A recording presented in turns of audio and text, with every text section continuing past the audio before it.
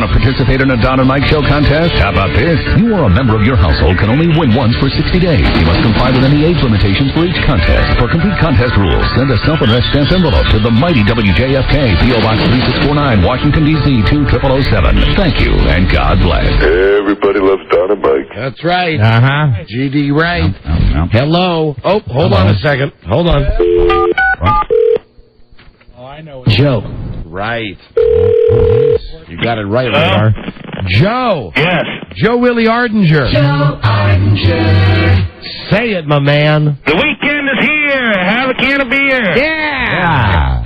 Rock on, Joe. Because you only rock once. Right. That makes it official. Right, thanks. Bye, Joe. Bye. Oh, Joe? Joe? Yes? What are your plans for this weekend? Yeah. I don't, You got a pretty nice little Saturday plan. I'm going to go to Home Depot. He gets it. We went to the Olive Garden, which was lovely. Right. Never-ending breadsticks and soup. You like family. Going to give the dog a bath. And drink some beers. Right? What about Sunday? Sunday? Yeah, Sunday. Oh, I'm going to watch football, obviously. Obviously, I'm going to watch football. Slow down, mi amigo. Joe? Yes? Okay. Has the weekend officially started for you? I've had a full day already. Oh, that's wonderful. I got up at 7 a.m. Did you really? Why? You know what he did today? What did he do? Got his picture taken. Oh, that thing for the website? Oh, you got your picture fantastic. taken, Joe? Yeah, man, it was fun. But it was kind of exhausting. It was a little bit long, and then I had to fight traffic coming It's back. a celebrity. It's the life of being a celebrity, What was Joe. the total time commitment on the photo shoot? You mean including driving? Yeah, okay, yeah, you can include that. Come on, man. Come on, Joe. 8:30, 4 hours. Wow. 4 hours. Mike, many remember, though, that's Joe speed. How many costume changes? 3 or 4. How much time in the makeup chair? None. No. He's no like makeup. Cable. He doesn't wear makeup. No makeup necessary for Ardinger. I'm pretty. And Joe, and we're all really getting real pictures taken for Some of Frida's, they look fantastic. some of our websites. Tasteful? Did you see the nudes? Yes. The glamour shots. Yes. This is Ardinger. That's why I spent an extra hour at the studio. That's wonderful. All right. Goodbye. Oh, are you wearing your Stones hat in any of the pictures? No. No, you are not. Heinous. Okay. Bye, Joe. Good day. Happy weekend. Good day to you. Can't get my picture taken. They won't answer my calls. There. Oh, yeah, I talked to Carrie, and she can make it, so you can't go on Yeah, Saturday. see, I'm squeezed out again. No. Really? We'll run one of your old pictures from Matthew Brady. We're getting pictures taken for our website. Yes, that's right. DonandMikeWebsite.com coming soon. We've got to get you in there, get your picture taken, Mike. I'd like to have it. I'd like to have a picture of you and I together. Can we do that? Oh. Can we do that? Oh, man. That would be nice. I mean, there should be, like one of those things, Totem duo. pole? Pyramid?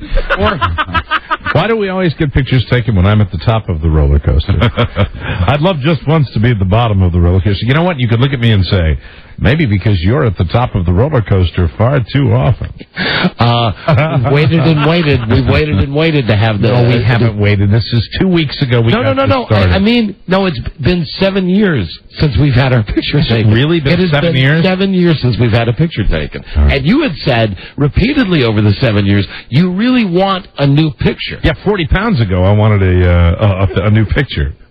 You know, this guy does his work digitally. Yeah. Maybe Yeah. he could give the illusion. Oh. Well, I'm tan. Well, he wouldn't need to change the color. Of course.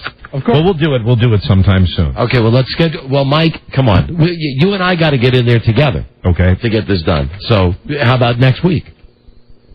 Come on. Go on a crash diet right now. I'm on a crash diet. I've Okay. lost 5 pounds this week. Okay, very good. That's significant. You're a beautiful man. Just come have your picture taken with me. End of next week, maybe? End of next week will be fine. Friday next. Make it a week from today. All right. Oh, come on. I don't like having. You're like me though. You like to get your picture taken when your weight is down and you're looking pretty. Yeah. I remember we had that one 7 years ago.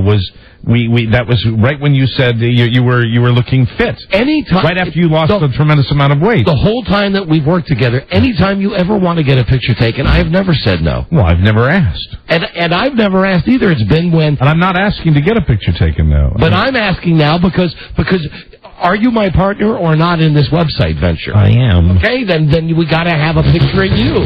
All right. So you got to have a picture taken. Yeah. Okay. Come on, all please. Right. We love you for you. Just be you and have your picture taken. Okay. Don't go changing. All Try right. to All please of you, fine. I'll get it taken. All right, good. Good. We'll get one of those. You ever sucked the jelly out of a jelly? We'll get one of those crazy back-to-back shots. Oh, that'll be good. One of those crazy back-to-back. We're both looking at the camera. Or maybe we can do the thing where at least the back of my head won't be shown. We do the thing where we're drinking champagne, but the arms are intertwined. Sure. Do that thing. Oh, that would be. Nice. Will it be? Well, if it's you and I there, it'll be brief. Oh, yes. Like they always are. Guaranteed. Just breathe. All right. Guaranteed. Just brief. Maybe like a prom photo, you could be under a trellis of roses. Rob, that was the last picture. Rob Speed Bump, Yes. incidentally, wrote a wonderful ad-lib for me. Yes, please. Oh, good. Say, listeners, you deserve a nice treat. Pleased to be joining my best friend, Rob Spiewak, at Patriot Harley-Davidson in Fairfax. Rob's doing another appearance. From 1:30 till 3:30 p.m. tomorrow. Come enjoy Rob's particular brand of fun. I don't think anybody. Peculiar. I don't think anyone should come to that appearance. Peculiar, particular. I don't think anybody should come to that appearance unless Rob Spiewak agrees to ride a motorcycle around the parking lot. Ask to see his hog. Well, that would be the final appearance then. And listen, we're running late. I don't want to do the groaners. However, right? There is a joke that would have made us laugh yesterday, and we may reinvent and resurrect, make us laugh today to give away the trip because we tried it yesterday. All right. Rob got me in the hall with this and said, I guarantee this would make you guys laugh. Okay. I should be at the Cabo Wabo. It made me laugh. All right, let's go. And Mike, I'm putting Rob's home phone number on the line. All right. And if you don't laugh, I'll give out Rob's home phone number. Very good. I'm ready for it. Two guys are in a bar. One of them says to the other, he says, I could have sex with any woman in this bar that I want. He says, what's your secret? He says, I'm a rapist. Why'd you laugh? I did laugh. I'm calling. You laughed. Oh, my God. Okay, you got to give me a hey now. Hey now! Don and Mike Wow, that would surprise me. Funny though, right? See, now we're laughing. Everybody, everybody. Now we're laughing. Yeah. Now it's happening. Now the show's on the air. Hello.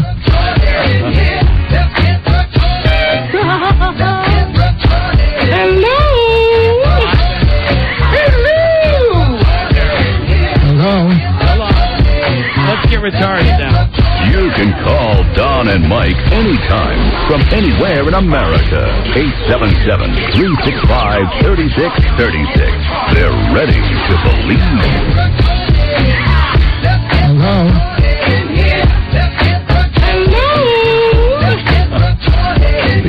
True story. He was a neo-Nazi with one true enemy.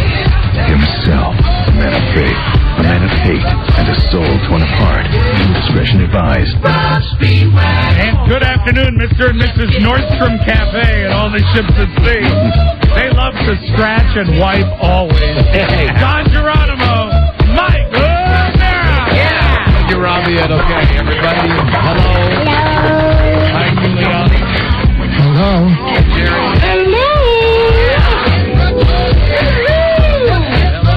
Retarded in here. Don and Mike show, new episode on this Friday. Friday 092404. Hi, Don and Mike. Buzz Burbank here. See, it's like a low-key thing for you in the end of that, thing. Buzz. I like that. Here's the phone number from anywhere in America, 877-365-3636 from Canada. Pleased to be calling 800-636-1067. Also from Mexico, same thing there. And D.C., 202-432-1067. All right. Let's see.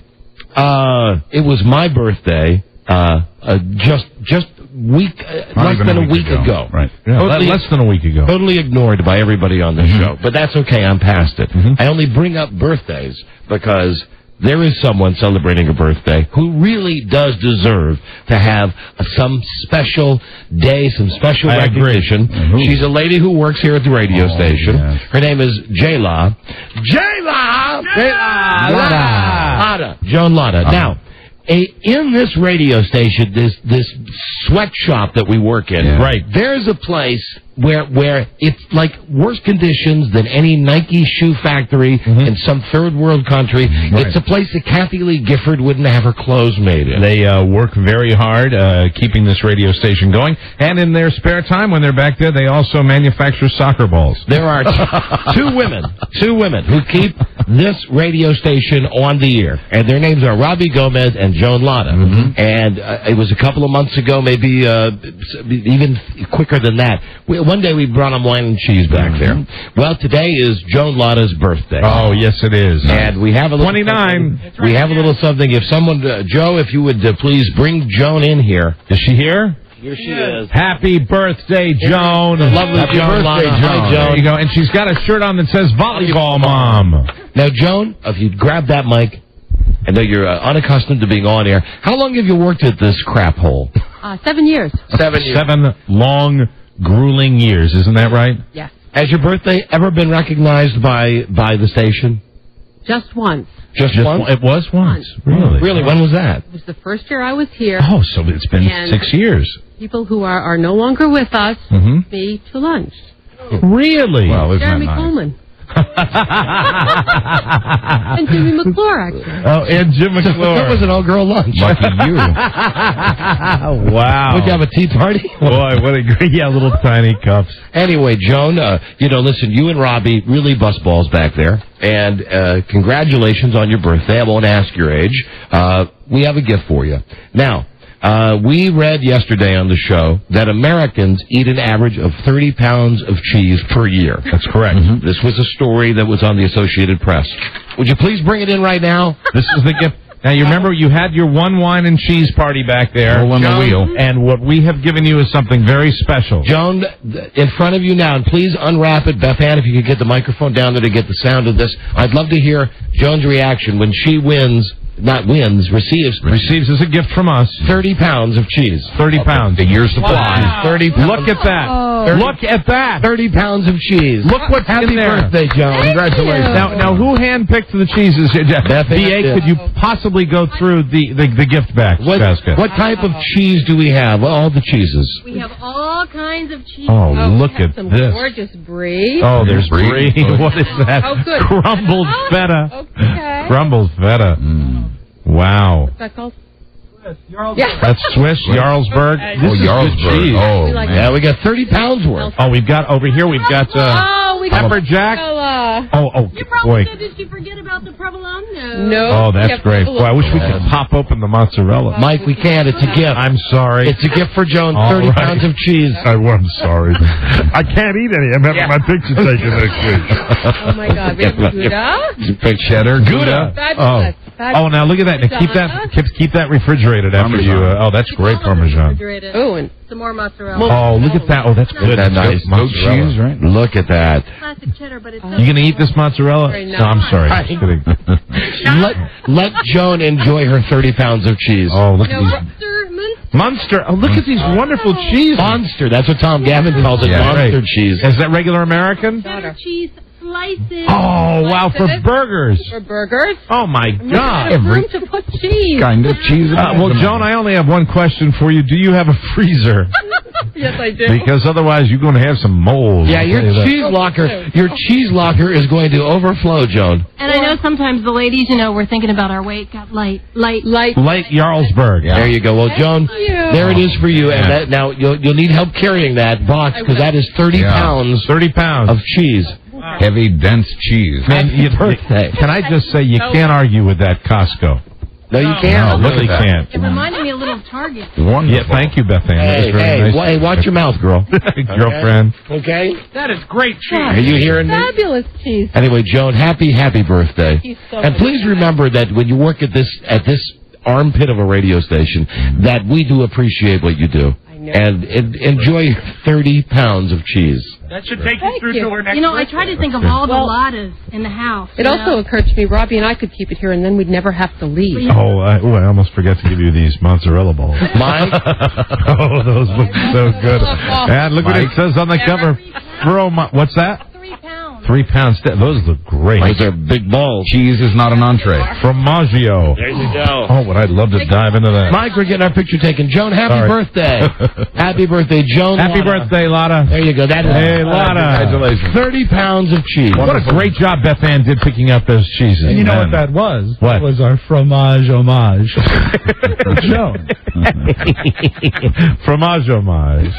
And please, before you call, don't worry. The poor matchstick girl did not have to pay for the cheese herself. Of course not. That's a lot of money. I paid for the cheese. But you paid for it? Yeah, of That's course very I did. generous of you. Yeah, well, listen, I'll turn it in. Don't worry. Yeah. Don't worry about it. But if you need me to go halvesies with you, I'll pay you. I'll pay you at the photo shoot. Okay.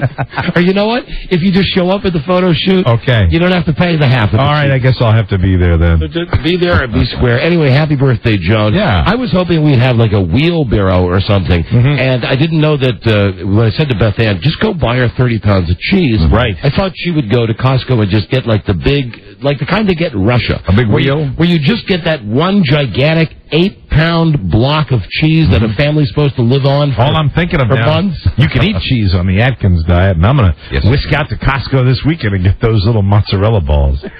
They look like they were soaked in olive oil and basil. Ooh. Those look so good. They did. They look so yummy. Maybe a week after. I'm hungry. I haven't had lunch. Actually, I did have lunch. I'm hungry anyway. How are you anyway? Did you just order some food? I did. I ordered some chicken breasts from Joe. Oh, that's much better. Nothing would make those better than a little ball of mozzarella on top of it. Remember, you're getting your picture taken next I understand. week. I understand, Bruce. Hold on. Here's another joke. Already? Come on. Please, save it for Make Us Laugh. James? Hey, how's it going? Hey, James, now listen. You're one of these guys calling with a joke, and if the joke isn't funny, we give out your phone number, right? Yeah, I know. Yeah. Why don't you just wait? I think we're going to do Make Us Laugh today. Why don't you just wait till then? What if you won? All right, I can do that. So you can wait? Yeah, I can do that. I admire your patience. Way to go, Oh, James. that's a first. James? Yeah. Just what was the setup to the joke? No penalty here. Did you hear about the new paint color blonde? Okay. The new paint color blonde? Yep. Yeah, see, it's a good thing that you know what we're doing? This is like an intervention right now. You wouldn't have won. Not only should you not call in when we do the contest, you shouldn't have. It's a good thing we stopped this right here. We saved a life. Now you can get your weekend started, and you don't have to I trouble was yourself. really, I was looking forward to calling my mother a whore, but I guess not. Well, you've done it now. You can still do that. Maybe she's listening. What's her first name? No, that's all right. If your mother lived in Canada, what town would she live in? Warsville. No. Toronto. Toronto. Oh, Toronto. okay. And what's your whore mom's first name? Cindy. Cindy the whore. Sweet. See, now you've made it even more special. Now I'm happy. Now I can die today, and I'll be happy. Very good. All right, goodbye. Have a good day. Are you going to kill yourself today? No, not today. No. All right. We've saved him. Oh, he said now I can die, and I was just wondering. No, okay. You know. Well, I'm a police officer out here in Baltimore, so you never know. By the end of the day, We're going to let you off with a warning. Baltimore City? I was hoping we could Baltimore City. save 2 lives at once. Oh, so one of those guys that serves. Real tough guy, Baltimore City guy. All right, good. Good for you. But are you on duty now? yeah. Duty. I don't necessarily know if I would live in your neighborhood, how secure I would feel knowing that Joe Law was calling the Don and Mark. Are you in a cruiser? With a Yeah. I actually work for a narcotics unit, so I'm not overly worked in the district that I'm in. Do you have a siren in your car? Yes, I do. Would you turn it on? If I do, it kicks back to the camera, and then I get in trouble later on if they do an auto. I believe that. Wow, too. probably. So Wow. hold on. Explain this to me now. So it automatically keys your camera on if you turn the siren on? Yeah, well, yeah, it keys the camera on, and it also, and sometimes their bosses will take the tapes out and look at them, Review them. And I guess Yeah. and I guess what you're saying is your bosses wouldn't want to know that you turned on the siren because you were calling a radio show. Right, exactly. But if you just flipped it on real quick, couldn't you say your finger slipped? Like a second. It'd be like a blip on the tape. You know, just pretend that you're coughing or something. One little boop. You know, that you dropped a pen or spilled your coffee or something. If you just, heated for a second, it wouldn't matter. You know what, man? They're firing guys left and right. The last thing I want to do is get fired for calling the Don and Mike. I don't believe you're a police officer. How about that? Well, how about I let that be your little secret? I don't believe he's a police officer. That's He certainly doesn't sound like a Baltimore City police officer. I think he is. You do? Well, Yeah. I moved up here about 2 years ago. Then you know what? I'm afraid we're going to have to hear your police scanner, your police radio. That's it. Yeah. I cranked it up, but it's pretty slow. I work out of Fells Point, so it's not. Hey, listen, turn it on. There's got to be something happening there. I got it cranked up. Turn the squelch knob. All I carry is a radio. I don't carry. Yeah, well, you know what? Very easy. All cops do it 10 times a day. Do a radio check. I've caught you, haven't I? I've caught you. I've caught you in a lie. Okay. 323 control radio check. As we wait? Did you get it? No. Of course we didn't get it. No, but I want to say that sounded pretty official. Yes, of course. It was like 1 out of 12. He's a skilled liar. You know what, Mike? I don't think this guy's lying. I know he is. I don't think he is. I think he spent some time in a police car. I'm waiting. Probably. We didn't hear anybody respond to you with your radio check, They officer. did respond back. They called back. Control. What's that? With the voice different. back. I'm a police officer. Hello, where are you? No. Are you on the Don and Mike show? Do one more. You didn't do it again? Yeah, we didn't hear anybody respond. Turn your radio up so we can hear him go, radio I've check. got my radio turned all the way up. No, we would have heard it. No, we would have heard All that. right. Hold your... All right, what? All right, what? I had it back up, so it's probably not picking up on my cell phone, so... No, hold on. You got to give us something. Here's the deal, dude. Lying. Okay, tell you what. Here's what I'll do. Here's what I'll do for you. What? He's Did gone. you get that? I just turned it up. Somebody was talking. No, listen. I'm afraid that I'm going to have to go on the other side unless you turn your siren on. He doesn't have a siren. He doesn't have a radio. Turn your siren on for 1/2 of a second. And you know what? It's very easy because we'll get the other officers that are calling, that are listening right now, that can probably confirm that little story, that little charade about keying the camera. Yeah, how long have you guys asked cops to turn on their siren? Ever since I don't think we've ever gotten a negative. They always right, do. and there's never been even... Hold on. We've got a listener who's in this guy's alleged area. Dave? Yes. How you doing? Dave, now, James, the cop? Yes. James, will you give us your location so that our listener can come find you? You said you didn't have a lot of activity in your neighborhood. Yes, we'd like to have this listener come and find you so you can show him your badge. I'm sitting down by the Pier 5 Hotel.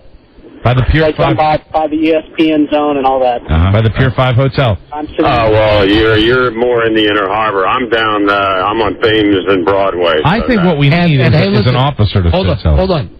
If a guy was on narcotics or any type of undercover, like watching for something, he wouldn't say on the radio where his location was. He would. Well, I'm not working like anything like that. This is actually an off-duty job for me. So wait a minute. Hold on. What do you mean an off-duty job? Hold on. Now I understand that a lot of cops do other jobs. Yeah. And are you not on the clock today for being a cop?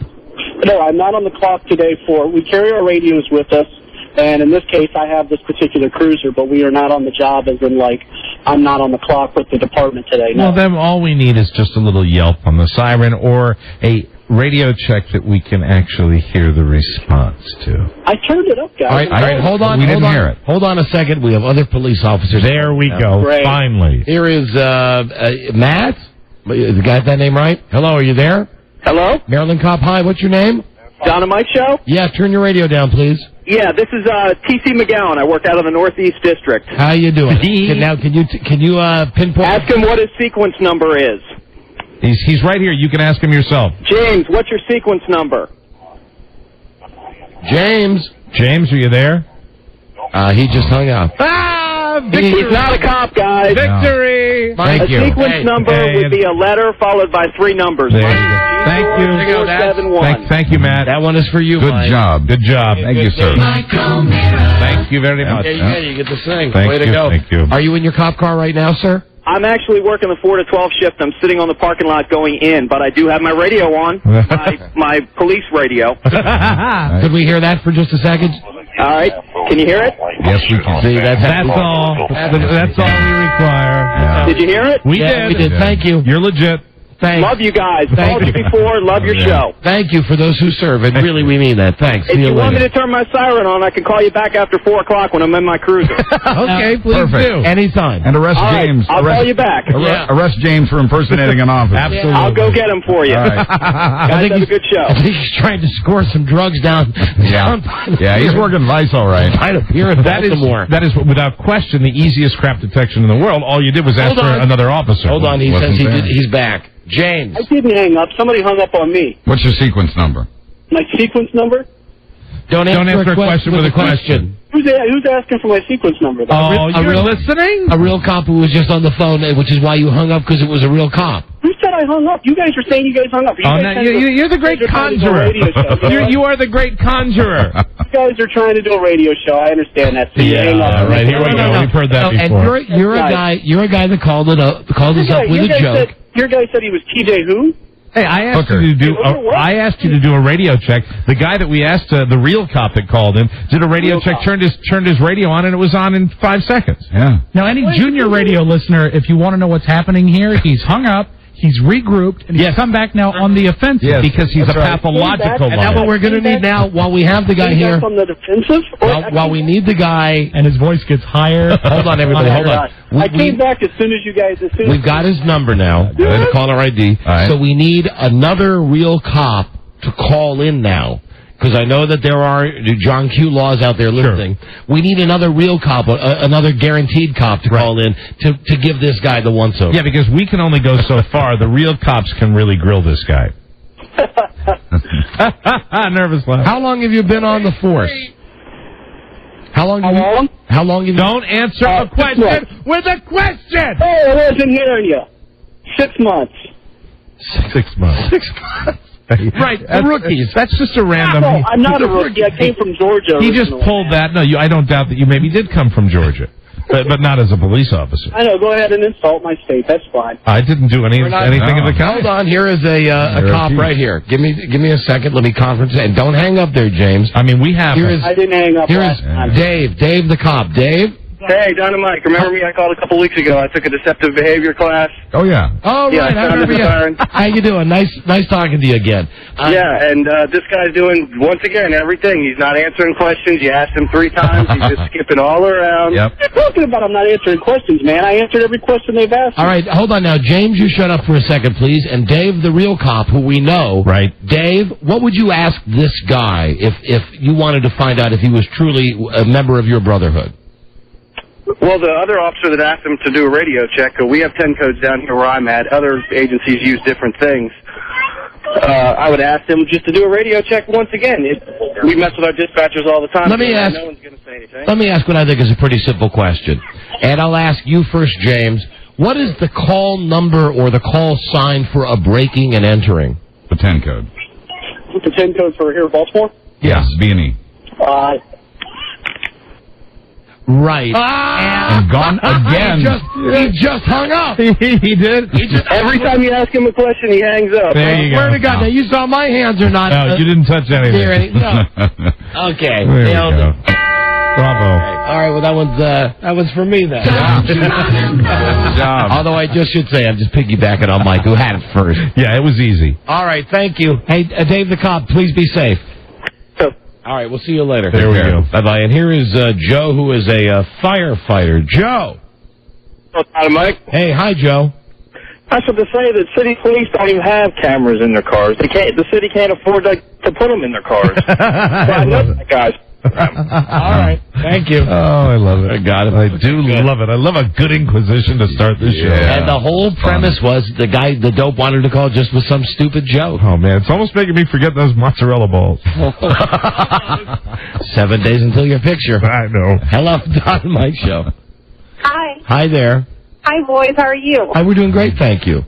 Well, today on Regis and Kelly, they had their Rally Awards, which they were giving out little statuettes. Hold on, give me and if you're going to say what I think you're going to say, nothing's on the screen, I swear to God, then you have an incredible mind and think like I do. I about felt, if it's what I think it is.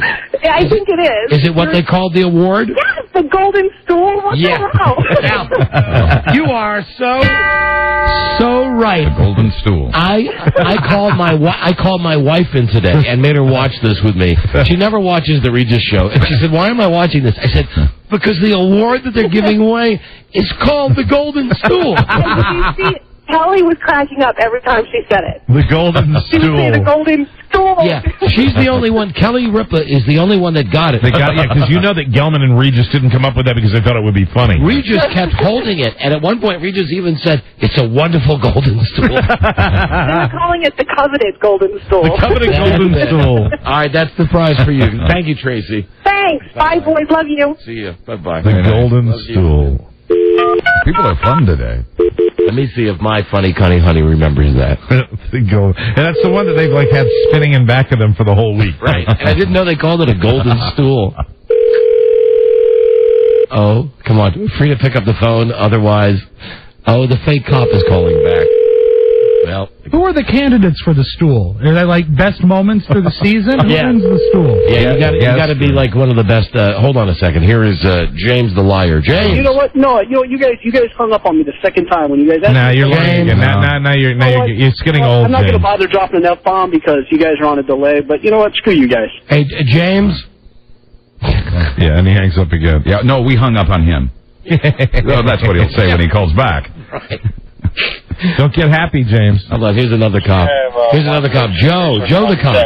Hey, this is Joe. I'm listening. I'm sitting in my office. Hopefully you can hear all this background noise on mine. Yep. Yeah, we got it. We know you're a cop. A real cop. Yeah, sitting in my office. That's great. What do you think of James, Joe? James is full of Bravo Sierra. All right, thank you. That's for you. Thank you. See you later. Thanks for checking in. All the cops are calling for this. Oh, God, I love them. Cool. We love them. Yeah. Hello, Rick. Don and Mike show. Rick. How you guys doing? Hey, we're doing great. I just rode by there. There's nobody sitting there talking. That guy, like I said, he's Bravo Sierra. Bravo Sierra. Yeah. Well, thank you, my friend. We'll wait for him. Now, that sounded like a real Baltimore cop there. You bet, Dawn. Bravo Sierra. Just wait for him to call back. We got the number. I don't want to use the F-bomb here. And my voice is getting higher. I am a cop. Got the word. If he calls back, I promise we'll give you the golden stool. Yeah. We'll give you the Don Mark Show golden stool. Absolutely. Yeah. What was the other thing that she said? I tell Buzz all the time we should watch Regis. Right. Because Regis is funny and old, and she is just young, and she's funny. Right. And she says so many funny things that he never gets. I know it's a show for housefrows. You call me a faggot because I watch it. Yeah, but the thing is that she is delightful, and she's a delightful addition because she does get the joke. Here's another one she says today.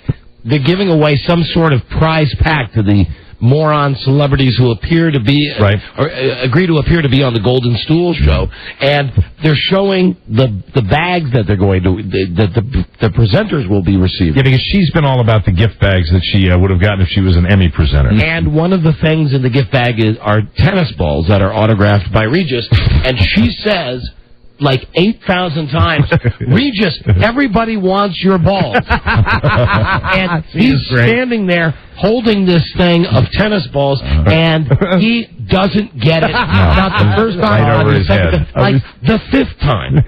In this, the most current issue of Entertainment Weekly, the one that people will be getting today and tomorrow, in the back of it, there is stupid questions with Regis and Kelly. And one of the questions is, Regis, you just earned a spot in the Guinness Book for being on TV the most hours. Who gets a better table at a restaurant, you or the guy with the really long fingernails? And it says here, awkward silence. Kelly, you know, the guy with the long twisty fingernails? Regis is a little confused. Then Regis says, I thought you meant someone on our show. He is a moron. He's a total moron. Everything is disjointed. I don't get it. But I love watching it. What do you mean there was a guy in the Guinness Book that had long nails? How does that work? Like a housefrau. I remember the fat guys, the twins on the scooters. That Jesus keeps Hello, sweetheart. Darling? Isn't there something backwards about our relationship when you're calling me in to watch Regis and Kelly? Yeah, I know. Listen, I've already said that I'm a fag hag about that show. Well, that's all right. I just feel like the man when you trot me in there. But you must admit now, come on, like that lady that called said, wasn't it funny that they kept referring to it as the golden stool?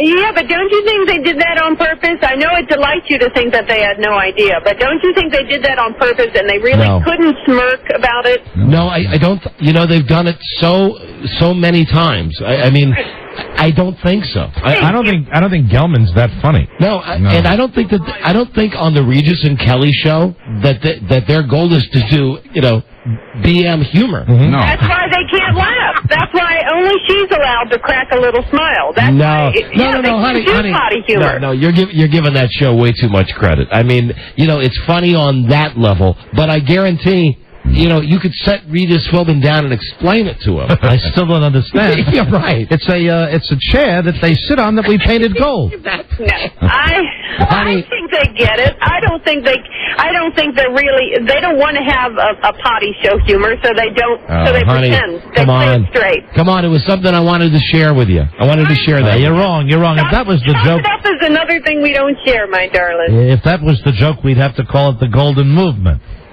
That's what I call it. A movement.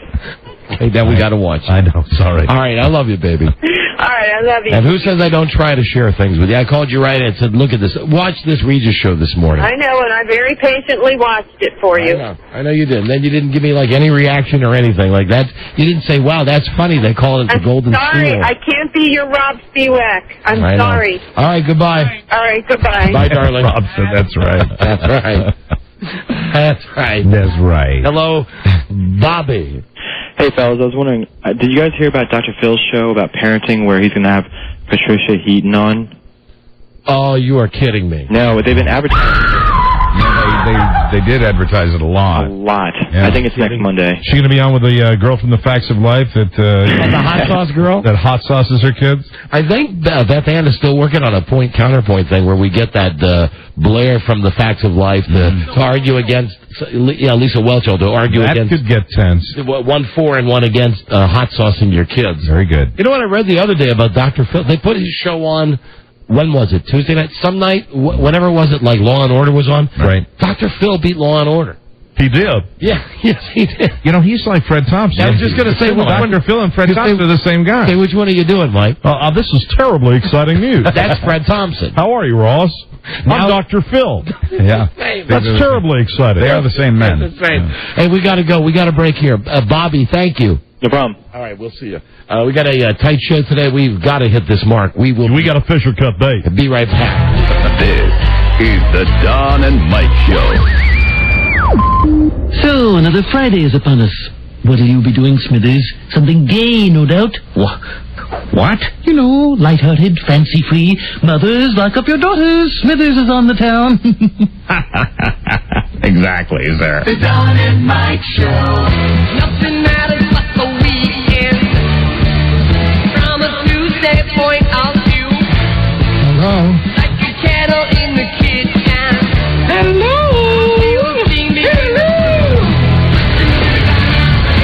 Is it the Don and Mike Show? You bet. Right, okay. Hi. Welcome to Overmodulation. I like it. Let's see. I want to make a call to the birthday girl. Lava. See how she's enjoying the cheese. Traffic. Is this Joan? This is Joan. Joan, is Don and Mike. Yes, Don. How are you enjoying? Have you even gotten a cracker yet? No, I've had to beat off a lot of salespeople, though. Hey, Joan. Hey. They keep wandering in here going, Oh, why? Well, they love cheese. They love everything. Now, Robbie and I are going to break into this in about half an hour, I think. That's the case. I'm coming back to get some cheese. Well, listen, happy birthday, and please continue to enjoy the 30 pounds of cheese. Well, thank you so much. Okay, we just wanted to get an update. Let us know when you crack the seal. If you're confused on which one to open first, might I recommend the mozzarella ball? Yes, I will be sure to make sure that's the first we open. Okay, thank you. All right. Bye-bye. Bye-bye. God, that I look good. I don't know what... I got to do a slug here. Let's see. Coming up on the show, today, it's Pick the Pros with Rich Eisen from the NFL Network. Today we're talking football. Shaping up to be a great NFL season. I'll need a longer one than that, for goodness sakes. I'm going to read this stuff. They sent us all their music for the... that's good. Pick the Pros with Rich Eisen today from the NFL Network, sponsored by Tower Records, Tower.com. Nobody has a bigger selection of the movies and music you love. And then there should be some way to end it, right? Yeah, that'd be nice. There should be some with their dun dun dun dun dun dun dun dun dun. I like that. So like I was saying, that's today with Rich Eisen from the NFL Network. Right. Yeah. Well, we'll work it out, Mike. Too many. They just sent all the stuff. Yes, we will eventually. Sure. By the playoffs. I was going to say by Super Bowl. Aren't you excited about the big NFL weekend? I am. It's Dallas week. That's right. I'm excited. I'm going, as the kids say, I'm going to the ATL this weekend. What's that? That's Atlanta. Oh, ATL. I'm going to the ATL this weekend to go see Al Green in concert. Going birthday present from my son. Very good. So it's nice. You got the tickets. It's I guess close to his college. Atlanta's a couple hours away, so I'll be able to check out what's happening in his dorm. Well, say hi to the Marskis when you're down there. They're not there anymore. They're not there anymore? Yeah, Rudy and the mouse no longer live in hot Atlanta. Where do they live? They are in Florida. Well, he picked a good time to move down to that state. You know what? It broke his satellite dish. Not the last hurricane, the one before it. Really? There were people in his neighborhood that lost their roofs, and he was upset because he lost his satellite dish. Sure. How you doing? I can't believe it. Jesus Christ, Mouse, that's a compliment. I'm losing the single mouse. Jesus.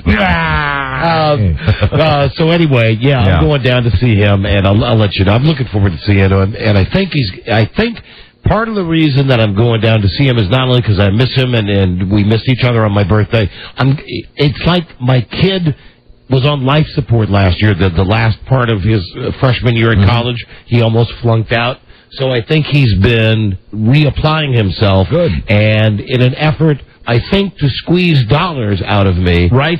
Part of the whole, come on with, let's come down and go to the college. I think it's going to be, look at how I'm doing my work. Oh, good. Look at how that's better than the alternative. Look how good my grades are. That's better than stay away. And then I think we're going to reach an awkward point, and I'll report on this on Monday. Okay. When I say to him that you are doing great.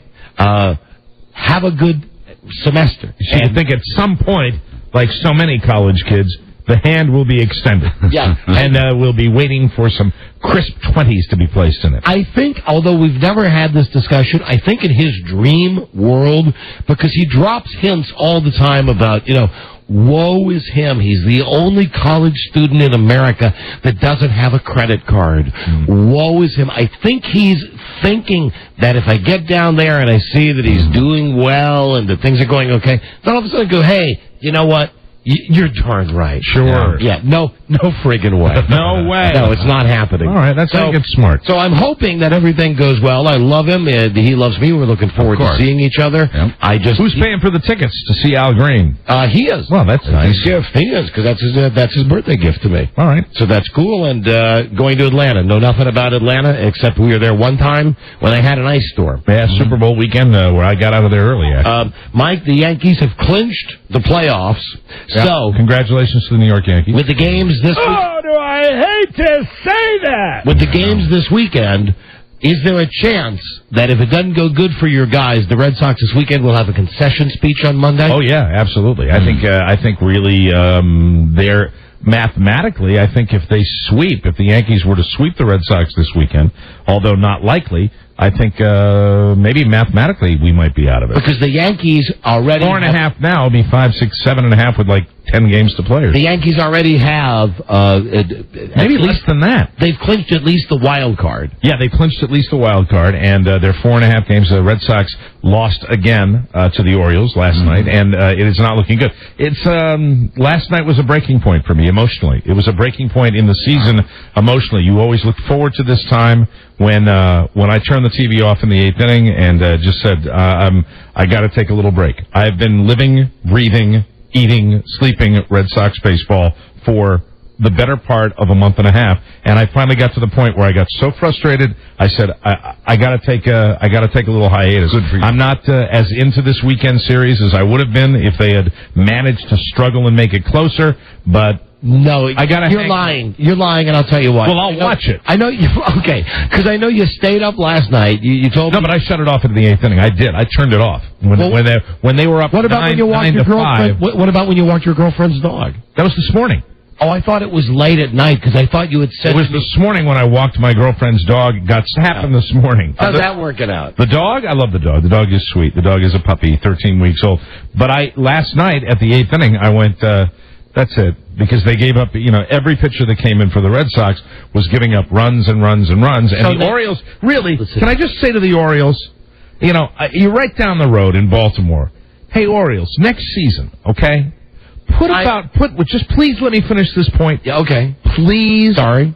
Put as much effort, okay? As much effort and seriousness into your contests with the New York Yankees that you do when you play the Boston Red Sox. When you have the 18 meetings, when you're sitting there for some reason, they play the Red Sox and they go bananas, and then you see them in the Yankees and they're like, okay, we lost again. So when do you think we can get the massage? Do you think we can work the massage into next week's show? Yeah, we can get the pictures and the massage done in the same week. I already look forward to it. Maybe you could do the massage at the photography studio.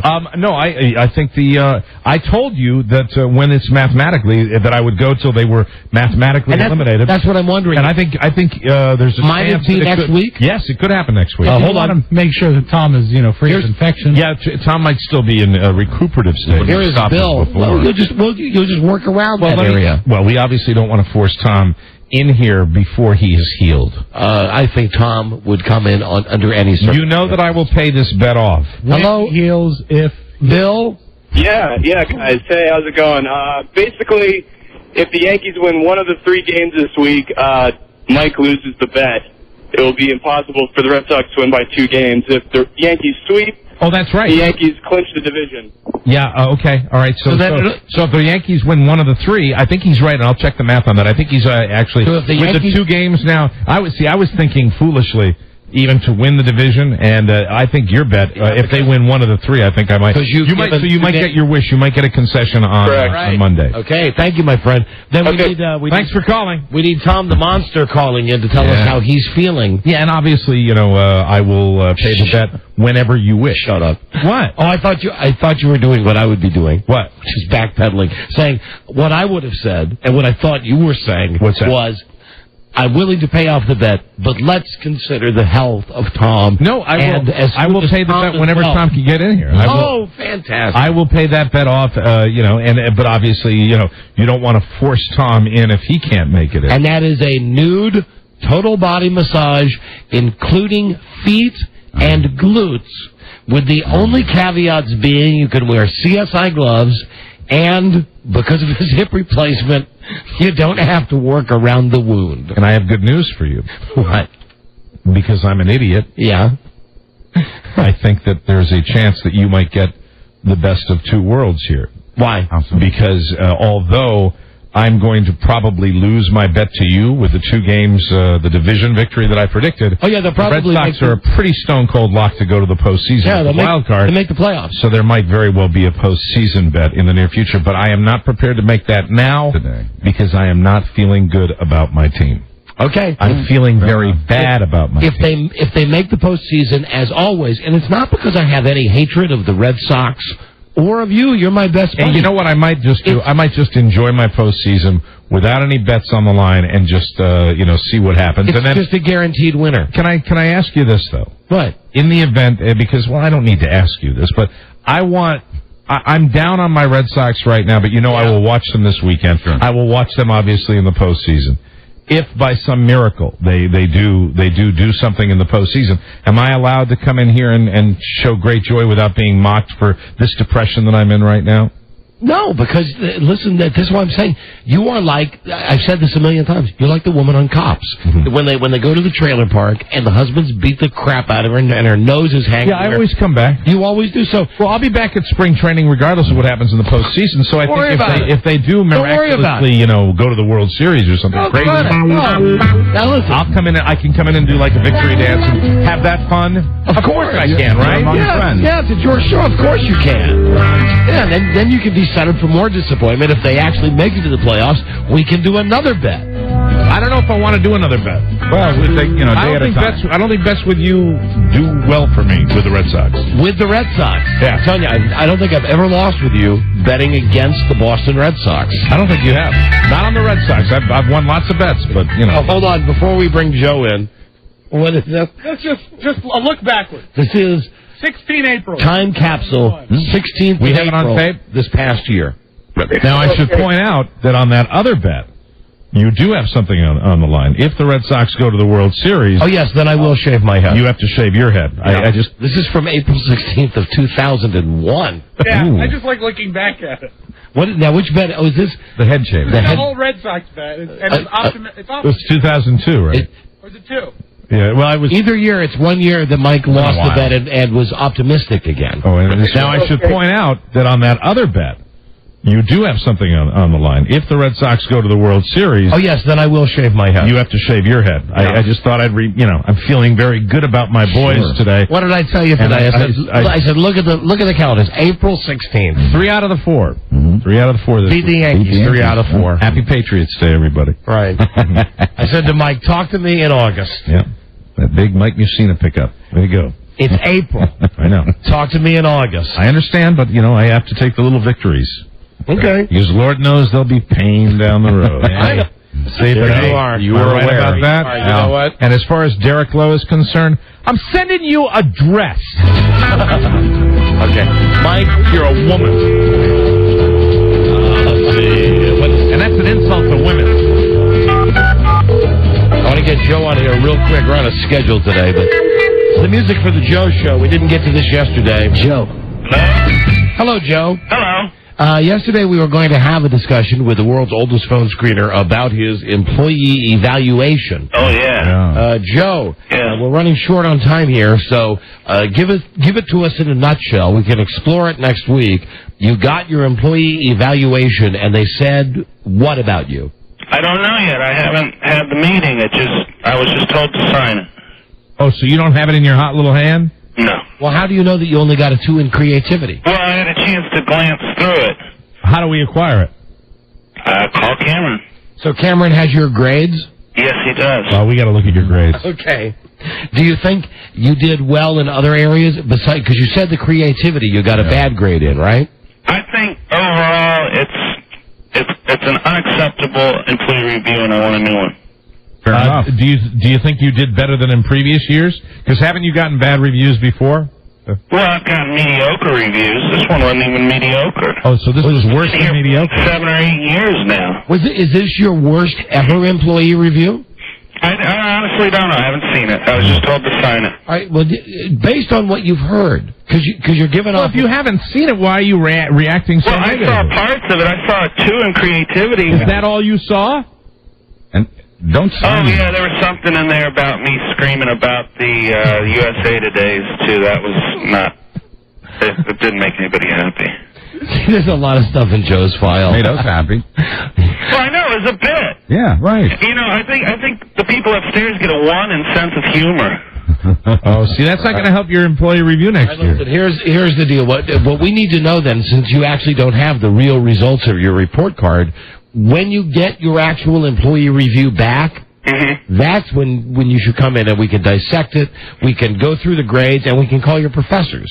Well, I was expecting to have had a meeting by now. Don't sign that stuff. No, I think that you can probably find it on the internet, Joe. Even if you don't have it now, I think they're all on the internet. Yeah, it's probably on the internet. Yeah, and Joe, why'd you sign something? I don't know. I signed so many things for so many people. Yeah, don't. But this is beyond autographs, right? I mean, you actually signed papers? Yes, that's true. But you didn't sign the review, did you? Yeah, I did. Oh, well, now why? You had to get it in front of Michael Hughes, because he was in town and was leaving town. That's like agreeing to what was said on the page. You say Joe's stupid. I'll get him to sign. No. Here's what I don't get, though, Joe. If it's a review and you haven't seen the results yet, and you're upset because you think it might be horrible, why did you sign it? Yeah, but here, and even beyond that, I'm imagining like if this is high school and you got your report card. They say, well, here's the report card. Now, before we mail it to your mom and dad, you have to sign it. Mm-hmm. I mean, who works like that? I guess this place does. Well, the parents, yeah, never before the parents see it. Did I ever tell you about, oh, man, that I used to change grades on my report cards when I was a kid? Oh, who didn't do that? Oh, but I went high-tech way back at an early age. Really? Yeah. I never did that. Yeah, it had to be. In fact, I never did. I never did. 7th grade, I think I did my first ever photocopy. Highly advanced at the time, right? Wow. Using a Xerox machine, where what I did was just erased what was a D and wrote B, photocopied the whole thing, put it back in the envelope, put it in my mailbox. My mom opened it up and went, oh, look, what a good report card. What a good boy, la-la, and never gave it a second thought. They did that on Leave It to Beaver. But he didn't use a photocopier, but it was a slightly different color ink. But I bet on Beaver Cleaver, I bet he got caught, didn't he? Yeah, he did, and he was sorry he did it. Suckers. Because I didn't get caught. And that's the one, I think it ended where Ward beat the hell out of it. Ward took the belt off. That's right. I love those episodes. That's a good one. Joe, pleased to be finding out exactly what it is. And this whole thing to me sounds like evil empire communists, that they make you sign something first. But find out the details and we'll check back on Monday. Forget it. I'll take care of it next week. Okay. All right. He's had a day. I've still got to get the money for the USA Today. I mean, I'm backed up. I'm just backed up. How backed up are you? You eating 30 pounds of cheese? And all those salespeople. I can't wait to hear about that review. Yeah. You know what? I can't imagine you didn't get a good review. And Joe, you'll back me up here. Didn't they go years and years without ever even mentioning the word review? Well, sure. Because review usually means raise. Usually. And so they hate that word. Hate giving good ones. All right, Joe, listen. But it doesn't necessarily mean raise. That's the thing. I'm in a state of limbo now. I don't have a review. I don't have a raise. Right. I don't have. All right, we'll talk to you Monday. I don't have my money for the USA Today. All right. All right. Joe. I know. Goodbye, Joe. All right. No, he's in that room with Beth Ann. They're both really sad. They're not happy like us. The happy place. We call the general manager very quickly. Let's see if Todd is in. I saw him earlier. And ask Todd. Yeah, he stuck his head by. Yeah. Oh, and Mike, I think he also uses that hair for men stuff on his goatee. Oh, you think so? Our general manager, Todd Hughes. All right, I haven't used mine in a while, and it irritates my skin. Unless that's just fake hair. Hello, this is Alan Long. I've accepted a position in New York at our flagship station, WXRK-FM. All right, Rob, it stopped. It has stopped. It's over. We turned it off. It's done. Click, click, click. There you go. Okay. Click, click, click. There you go. Okay. That was a dead man. Yeah. We were just on the air with a dead man. This is a dead man I'm talking to. Got a break? Friday favorites coming right up. This is the Don and Mike Show. Now, which one of my beauties will bump? Janice. The lovely Janice will wind it up and let it go. The Don and Mike Show. Hello. You can call Don and Mike anytime from anywhere in America. 877-365-3636. They're ready to believe you. Right. Hello. Hi, Jerry. Broadcasting live from downtown Dumbass. The Don and Mike Show. Correctamundo. We'll get to a Friday favorite here in a moment. We've still got the trip to Mexico to give away the Cabo Wabo thing with Sammy Hagar. Yeah. We'll do that before the end of today's show. As I mentioned, Rich Eisen will be on to pick the pros. Next week from Blind Date, Roger Lodge. Also Dave Barry, the funny guy. I love Dave Barry. He's one of my favorites. The writing guy, Dave Barry. The guy who writes good. The writing guy. Also, the fat girl from American Idol, Deanna DeGarmo. Really? Yes. Spoiled girl. The perky girl. That's right. And also next week, the return of the Furniture Guys. Oh, wonderful. It's been a long time since we've had them on the show, Sure so I'm glad to have them back. Yeah. Before the Friday favorite, and a quick check to the office of the beloved Joan Latta. Traffic. J-La, it's Don and Mike. Still enjoying your 30 pounds of cheese? Maybe she couldn't hear you. Was your mic on? Oh, hold on. That was scary. Thought maybe she got some bad cheese. Lactose intolerant? As seductively as she answered, I thought she'd stay on the line. Hi, baby. Hi, baby. Hi, baby. Comcast? Oh, hey, crazy J-Law. Yes. Hi, Joan. We're just double checking about the cheese. Have you girls gotten into it yet?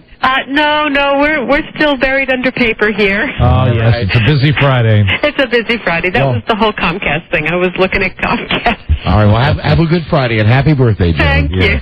That's Joan. Try to enjoy. She's back there working for something like 5 cents an hour. Yes, she is. Doing a wonderful job. Bye. And we gave her 30 pounds of cheese today for her birthday. That's so nice. Because we found out yesterday that's what the average person eats in a year. Yes. And it was a wonderful collection of cheeses. Give her a year's worth of cheese.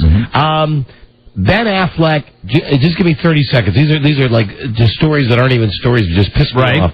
Here's what Ben Affleck says. I'm not going to talk about my love life anymore, and I'm not going to talk about who I'm dating or not dating. Good. I speak on behalf of all of my friends and family. This is enough. And I think I speak on behalf of all the regular people. We never cared in the first place, you big doofus. I think we speak for everybody when we say pound sand, get Ben. Now, Paris Hilton. Paris Hilton has coined the phrase, that's hot. Yeah, it was on Simple Life all over it. Right. Well, people have said it for a long time. Wow, that's hot. Yeah, but I will give her credit that I do believe she made it her own by the way she says it. Anyway, she's going to put it on T-shirts. What about Nicole Richie? She would say gorgeous? She would always say that, do you want to go down to town and, eat some pizza? Gorgeous. Let's see. Oh, I got something about her, too, that I've been waiting to tell you. About her and Lionel Richie, her adopted father. Okay, Nicole Richie, they said to her, what's your closest moment with your dad, Lionel Richie? Good question. And she said, well, it came recently, when she bought a car, all by herself. The car, can you guess what kind of car it was? Bentley. A Mercedes. Okay. Can you guess how she bought it? How? With a credit card. And when she came home with the car and she showed it to her dad, he started crying. And said he had never been as proud of her in his life. That his little girl was able to go out and buy a Mercedes with a credit card. All grown up. Right. More pound sand. Hey, Jerry Seinfeld. Yes, what's Jerry doing? He's going to come back. Oh, he's coming back like with a TV show? Well, it's a special. Oh. Now, it's on Thanksgiving. Yes. Thanksgiving, it's a Thursday. Right. What night of the week was Jerry's night? Jerry's night was a Thursday. So they bring him back in sweeps. Is it NBC? Of course. Of course, yes. It's sweeps. It's Wonderful. Thursday night. It's the Seinfeld Retrospective, hosted by Jerry. Oh, what a chance for him to swim in Lake May. And Mike, you're waiting. Hold on. I'm waiting to tell you the best part. What's the best part? Coincidentally, yes, the very next Tuesday, the first season of Jerry Seinfeld on DVD goes on sale. Well, he's practically Disney World, isn't he? Happy Thanksgiving. Isn't that fantastic? And the last thing I wanted to mention... I'm sure it'll be a limited time offer. Get it while you can before we take it off the market. The last thing I wanted to mention, it should be a shock to nobody except me. It is news about Dave Foley. Now, not Dave Foley from News Radio. Oh, not Dave Foley from News Radio? Cynthia Nixon, yes. Who through all those years of Sex in the City... You said was hot for some reason we couldn't understand. I always said she was the one that I would bed. Red-headed Miranda. She's the one. Well, now, boy, oh boy. Listen what she's done. What? She has decided she's a lesbian. And that's okay. Yeah, that's fine. I'd like that's to fine, applaud Buzz. that. How do you think her husband of 10 years... Oh, no! And how about her 2 kids? Oh, dear. Yeah, that's right. Oh, my. I withdraw my applause. Who couldn't see that one coming? Well. Dave Foley is a gay. And, I know Dave Foley is a gay. I know he really is, but so is Miranda. This is going to make it very different the next time I see the episode of her bathing in Mara. And I blame Kim Cattrall for all of it. So, anyway, that's all I really had to tell you about was that Dave Foley, Miranda. I blame Ann Mara. Switch the sides. Now, Friday favorite. Yay. Here we go. Oh, I would do it if the... There, it almost started. There it goes. Crazy, nutty equipment. Crazy equipment. Well, we were talking about stories yesterday. One of the stories involved Bob Barker. Yes. There's more allegations now. Hello. More allegations about Bob and Barker. I'm here. What's going on the set of The Price is Right? To The Price is Right. Bob, how are you? It's great to be with you, Bob Barker. Now, Bob is Bob. I'm Bob Barker, and I'm happy to be with you, Don. Am I a little off microphone? A little bit you are. Okay. How's this? That's better. Well, wonderful. I am so happy to be with you on the Don and Mike show. A wonderful radio show, ladies and gentlemen. What are these allegations now? Hair of white, and my mood is bright. Now, I'm happy. Don't worry about those nasty allegations. The allegations from Barker's Beauty. I would be happy to address all of the questions you might have. All right. I'm sitting here, and I would be very happy to answer all the questions you would have. One of the beauties. The beauties who's suing you. May I make a statement? Yes. I would like to say to all the fans of The Price is Right. Yes, Bob. That we do not believe what the beauties say when they've been on the show. They are liars with big butts. I have to tell you, I have been on television for a long time. Yes. And I will say Bob Barker does not lie.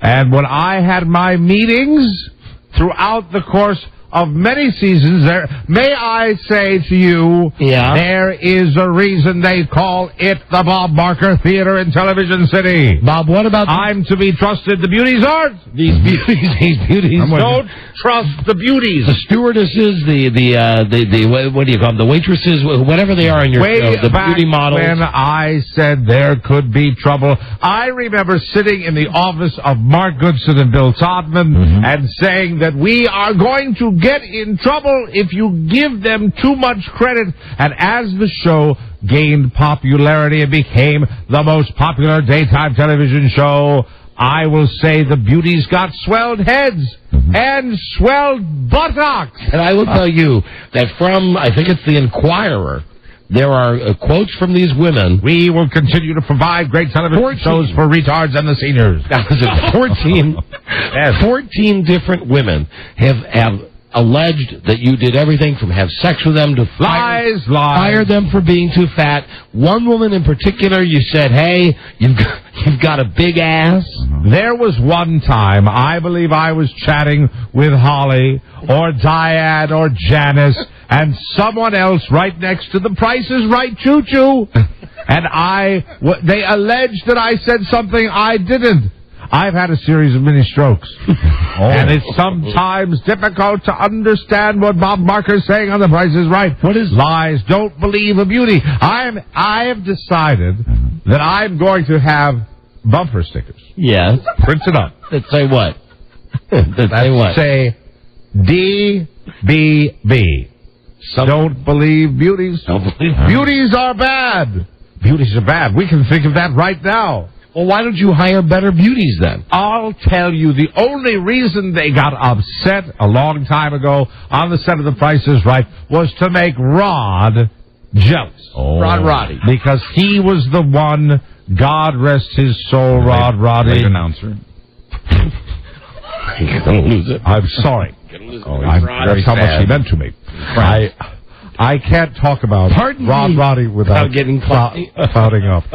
Pardon me. Yes, can we play poker game? Pardon me if I'm opening up an old wound. Yes. But didn't Rod Roddy... We call Rod the tripod. Tripod Rod on The Price is Right. Why do you think we said that? But didn't he play on the other team? No. You know what I'm saying? It was a lie. I've heard you talk about the fact that he goes to Bangkok, Thailand to get those crazy to find boys. Yeah. Lies, just like the beauties. They perpetuated that. That was a myth put out by Janice many years ago. They want to stay, but unfortunately, I'm the only one who ages on The Price is Right. The beauties have to stay young and beautiful, and at a certain time, I find it necessary to bring them into the Bob Barker studio in Television City, sit them down on The Price is Right choo-choo, and say it's time for you to choo-choo off the stage. Thank you, but you no longer... we can't have you model jewelry with age spots. Now, listen, I don't know dress sizes from a hole in the wall, but I'm going to read from the account of the Inquirer. There's a lovely story of one time I caught Rod behind the Petty Ante game, and he was with Holly. And anyone that questions Mr. Roddy's sexuality, as far as I'm concerned, that particular day convinced me he's all man. And wonderful to look at. It says here in this Inquirer account. Well, let's go. Would you like to play putt game?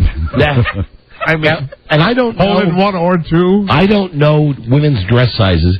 It says that you fired. But do you know the prices? You fired some woman because she went to a size 14. Of course. You can't have a 14. Why? Now, if we can talk turkey. Yeah. Don Geronimo. Yes, Bob. Radio host extraordinaire. Yes, Bob. I will tell you that it's impossible to have my beauties in a size 14.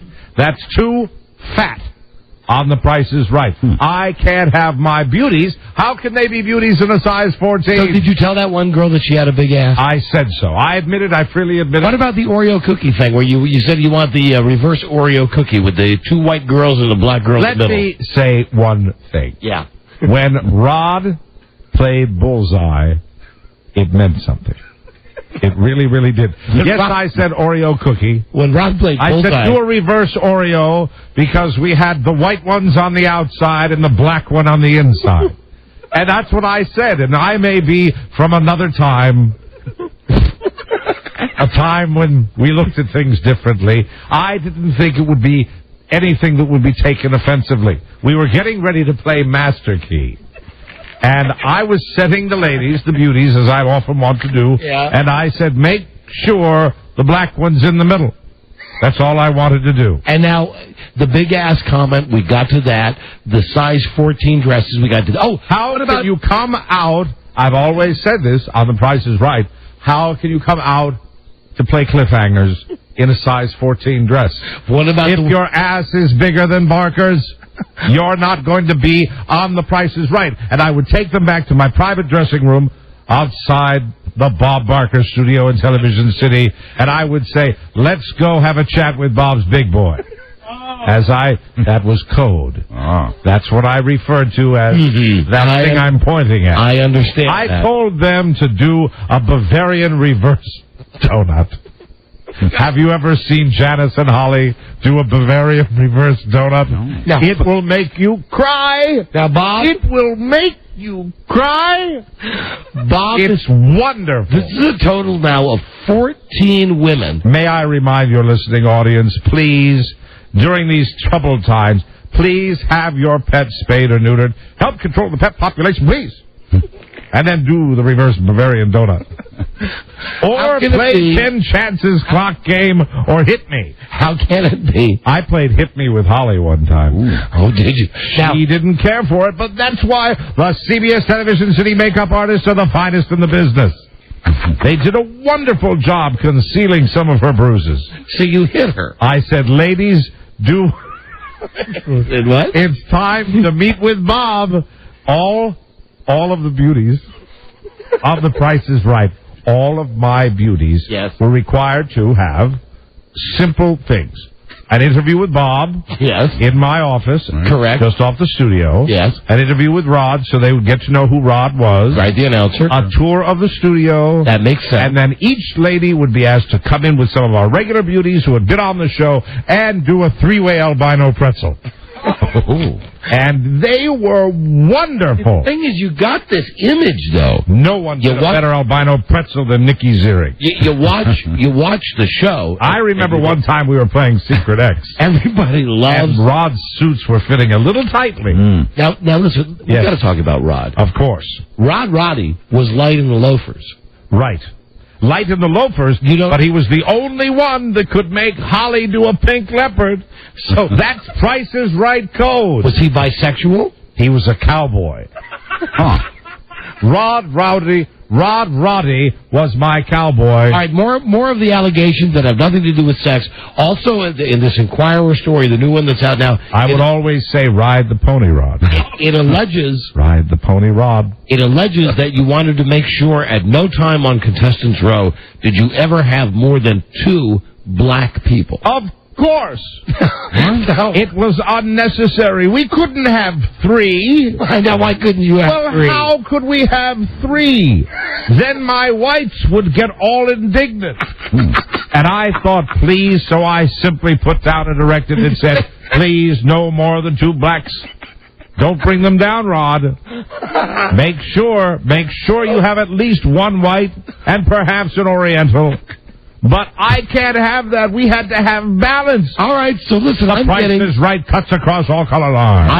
I'm getting a very clear picture. Yeah. Again, if a woman is one of your beauties... Have you ever had a rib broken by a Samoan woman? I did. Oh, you mean I'm a frail, thin man. One of the beasts that comes up on stage? I love my contestants. That's how much they mean to me. But when I am up there on the stage and a Samoan would win, I would definitely get a rib cracked. Ouch. Looking ahead, for years, I've tried to introduce an adult pricing game called Fish 8. Fish 8. Fish 8. But it wouldn't be ATE, it would be EIGHC, like the number, and it would be a pricing game. Fish Pricing 8. adult novelties on The Price is Right.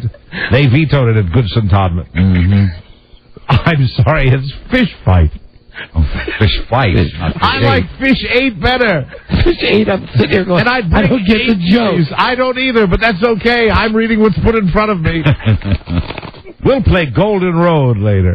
Would you like to do that? We're going to play Low Budget Jeopardy with Bob Barker. Right now, where's the big price tag? All of these charges are being brought against this wonderful man. From the Bob Barker Studio in Television City. Hold on, here's a tape. This is the real Bob Barker. Look, you said this, Bob. Listen. It's the Don and Mike show, and they'll say what they wish. That was you. As you always do. Phones, and I'm happy for you. Phones are open. And we'll play Fish Fight. 877-365-3636. Which is the most expensive microphone in your studio? Phones are open right now, and we need 2 contestants to play Low Budget Jeopardy with Bob Barker. If we're going to play grocery game, no panties required. We'll be right back. This is the Don and Mike Show.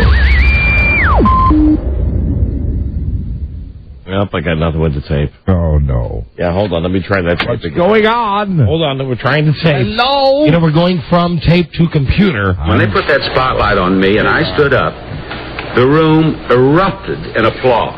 There you are, I got a Bob. tear in my eye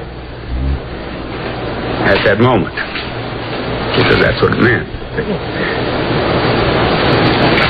Excuse me. They supported me. That's you, Bob. I know. I remember. I'm sorry. The Don and Mike Show. There you go. That's Ready to pick you up and shake you in a figure 8. Don Geronimo and Mike O'Mara. That was you, Bob. I know. I'm in terrible trouble. What's wrong? I've lost total feeling in my right hand. Look. I can't use it. I can't hand out money. And I can't play my games. What's wrong with this hand? Look at the shape it's in. I see. It's all crumpled up together, and I have no use for it right now. I'm in terrible trouble, Bob. And I need a paper towel because I picked a scab. Bob. Yes. Bob. That's my master key hand. Look in the other room. I know that. Well, hello, Hey, Buzz Burbank. Great to see you, sir. How are you? Well. If you wouldn't mind, Yes. rate Buzz as one of your beauties. Buzz is in the best shape of All any of right, us I'd on be the glad show. to. Could I No be a problem. model? All right, I'll need him to stand up. All right. Now, okay. let's see if Buzz would fall into the priority ranks of being a Barker beauty. He's an attractive man. Thank you. Turn around. Too big? Whoa. What do you think? That's not a size 14. No. You could be a beauty, Buzz Burbank. I wear petite. You're my butt model. Thank you. Hey, great. Wonderful. Cool. An ass man. Wonderful. I love playing this game, too, even though it's the number one game that competes with The Price is Right. Now, how come you don't have any boy beauties on The Price is Right? No, I don't think we have any need for that type of thing. Are you talking about homos? No homos on The Price is Right. And Rod Roddy, just remember, we called him Tripod Rod. But you just looked at Buzz's ass and said it was nice. Well, you asked me to. Feelings come back in my hand now. Bob, let's play Low Budget Jeopardy. I can play Plinko. Hey. This is Low Budget Jeopardy. No queers at Television City. Oh, God. Now entering the studio is our first challenger from Sacramento, California, a telephone lineman. Let's say hi to Bill Clark. Hey, Phil. Hey, guys. What's happening? Hello, Phil. How are you? And now entering the studios, our second challenger, an accountant from Oakdale, California. Let's say hi to Todd Leonard. Hello, Todd. Hey, Bob, LQ. How's it going? Hi, guys. And here are your categories. They are... Categories. Matthew Broderick Facts. Matthew Broderick is an actor. He's got a movie coming out this weekend. I don't like him. Here's another category. Yes. Guest this week on the Don and Mike Show. Don and Mike Show, the highest rated game show in radio history. Here's another one. Another category. Hollywood True or False. Here's the fourth category. Gay is not what God likes. Well, Bob, how many times have you said to me, God hates fags? I've said it to you, Don Geronimo. Political buffoons, what channel are they on? And for God's sakes, please, no longer shall we let them get married. States and capitals. States and capitals. So again, always good to educate. I used to educate people on truth or consequences. Here's what we have. Matthew Broderick stuff. Don't like him. Guest this week on the Don and Mike Show. Yes. Hollywood True or False. Political buffoons. States and capitals. Todd, we'll start with you. Bob's had an accident. Oh, no. States and capitals for one. States and capitals. It is the capital of the great state of Tennessee. What is Nashville? Nashville, What yes, that's do right. we have for Phil? $1. $1 for Phil. Now you select again on Level Debris. No, my name's Todd. Todd. Oh, did Todd pick the first Yes, one? it was Todd. What do we have for Todd? He gets $1. $1 for Todd. Select again, please. States and capitals for two. It's the capital of Michigan. What is Lansing? Right. $2 for Todd. Toddy wins the barbecue. All right, Todd. States and capitals for three. Capital of North Dakota. What is Fargo? Negative. No, I'm sorry, you did not know that. We go over to Phil and let's see what Phil's got for us on The Price is Right. How about Bismarck? Bismarck, that is not in the form of the question. Now, Phil, we have rules, and you're not playing by them. I hope you...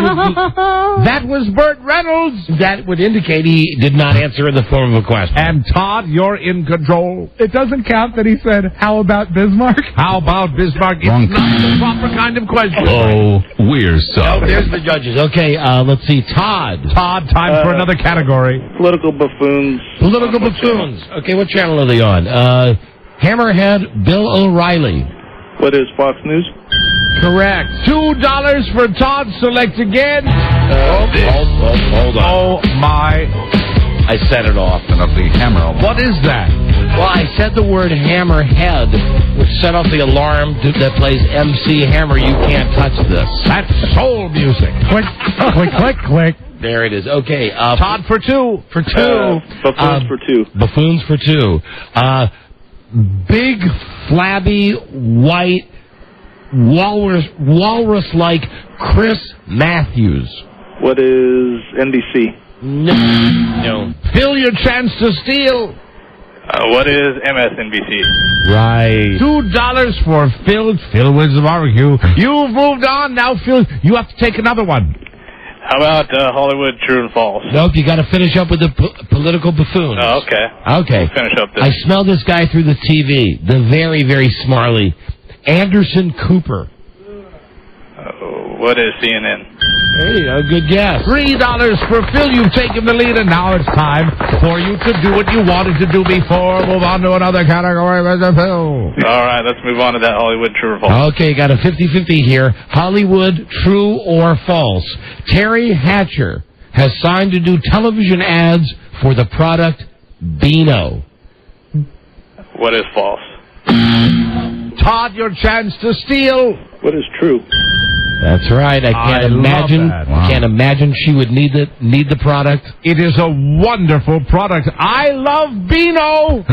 I do. I've used Beano for years, especially when I'm working with some of my contestants. I bet some of your big-ass beauties had Beano, right? My big-ass beauties all had Beano in their dressing room. Here we go. Hollywood for two. Are you ready? Yes. Hugh Hefner will star as a superhero in a new MTV cartoon. What is false? Phil, your chance to steal. It's easy. What is true? $2 Right. for the Filster. All right, here we go. Close it out. For three. I've been to the mansion secretly in the cover of night. TBS has green-lighted a TV movie about the life of Larry King. What is false? That's right. Thank God. I don't Right. like him. No. Terry Hatcher will be doing Beano ads. Hugh Hefner will be in an MTV cartoon, but no other Larry King. But will Larry King be doing Beano ads himself? He's a walking Beano ad. He is a Beano ad. I've heard it on his radio show. Okay. Todd? Phil, again. Phil. Guest on the Don and Mike show. Phil? Okay. Phil Connor. Guess we've had this week. He's the benefactor. Mark Cuban. That was not in the format. Public question. Phil's being a damn dummy. Todd, your chance to steal. Who is Mark Cuban? Right. $1 for Todd to make a comeback right now on Low Budget Jeopardy. Okay, for two, guess this week on the show. This guy won The Apprentice. Good luck. No idea. Good luck on this. I couldn't remember the guy's name. We just had one yesterday. Phil, your chance to steal. I have no clue. Bill Rancic. Bill Rancic, was he rancid? That's Because the he guy. might need Beano, and that means, Todd, you're in control still. Select again. Guess for three. The state that the woman was from, who won one of the cars from Oprah Winfrey. We had the woman on the show earlier this week that won the car from Oprah where she had to pay the tax on it. What is Tennessee? Negative. Bill, your chance to steal. What is Washington? No. Oh, no. It's North Dakota, where the capital is Bismarck, and where the woman lives, North Dakota. North Dakota. Neither of you got it, and now I'm so sorry that we didn't. No, it's Matthew Broderick still. Matthew Broderick. I was going to say that. Beano is a good party gift when we play It's in the Bag. Okay, who do we want to go to Todd for the last category. Todd, it's all about Matthew Broderick. Are you ready? Yes. The clothing store his famous wife does ads for. What is the Gap? Yeah, and boy, oh boy, even though she's a horse face of the highest regard. $1 for you, Todd. Doesn't she just look so good in those ads with Lenny Kravitz? She looks sexy in jeans. She doesn't have the big ass, right? I love watching Sarah Jessica in dungarees.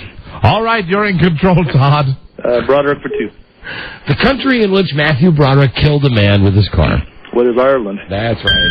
$2 for you, Todd. You're close. You could take the lead. All regular listeners know this. And for three, the movie he starred in that proudly featured enemas. What is Stepford Wives? I love that scene in the Stepford Wives. Now, Phil, your chance to steal. What is Biloxi Blues? No. Maybe no. The Road to Wellville. Road to Wellville. Oh, I'm sorry, Bob. You knew, didn't you? Wonderful movie. With no more odor than a hot biscuit. And that's it. And that's the end of the first round of Low Budget Jeopardy. Now, who's got what here, Bobby? Phil Clark of Sacramento finishes with $10. Todd has $8. Bobby, I've never called you Bobby before. Bobby Barker. I like that. Well, you can have a Barker bargain. Guys, here's your category, and it really is a hard one today. Basement of the Science Building. Ooh. Good luck even trying to Google this one. You know the Star Wars DVDs are out. The Star Wars people are nutty. The current age of Mr. Star Wars, George Lucas. Current age of George Lucas, needed in the form of a question. Phil and Todd, good luck. All contestants on Low Budget Jeopardy will receive the Bob Barker collection of behind-the-scenes Price is Right pictures. Now, it takes a lot of preparation to put on a show like The Price is Right. And to look our best, we have to spend lots of time in our dressing rooms. And I've got all the pictures of all of us getting dressed. Some black and white, some in color, and some infrared. These Prices Right behind the scenes photos are exclusive and very, very dirty. Now back to Final Low Budget Jeopardy with Alex Trebek Geronimo. We got some upskirt stuff. All of them, Rod took them before he passed. What was the Law and Order that I saw a couple of weeks ago? A rerun about a kid that put one of those little cameras in an actual toilet. Mm-hmm. Yes. Yeah. That doesn't count as upskirt, though. No, it certainly doesn't. Maybe it does. Who's got? What a conundrum. Yeah. Who's got the lead here, Bob? That would be Todd. Okay, Todd. Todd, let's see. Final Low Budget Jeopardy, basement of the Science Building. Current age of Star Wars man George Lucas. What is 62? No. I'm sorry, that knocks you down to 0. Phil, if you get it right, you're the big wiener, Phil. I said, what is 61? Oh, guys, no. All around it. George Lucas is 60. Practically a little boy. He's 60. What a nice young man. And that means it's the type of game that Todd Hughes will love. That's right, no money. Because we're not giving away any money, so don't go away mad. Just go away, please. Phil and Todd, here is Bob Barker to tell you where you won. Bob. First of all, I would like to remind everyone to have a good time this weekend because the weekends here have a can of beer. Joe. And both of you have won an HBO Family Bonds prize pack. Meet the Evangelistas, the most outrageous, fun-loving, and wild, real-life family of bounty hunters. Not actors, just characters. Sunday nights at 10, 9 Central, only on HBO. I want to say thank you to Todd and Phil. Thanks for coming on, but we're going to send you away now. Thank you very much. Goodbye, guys. Have a good weekend. Thank you for listening. And Bob, as always, we stand behind you when these women come and make these allegations. I have never done anything that any of those women didn't want me to do. And I don't get sci-fi. What's it all about? I don't know. I saw this film, I, Robot, and was totally confused.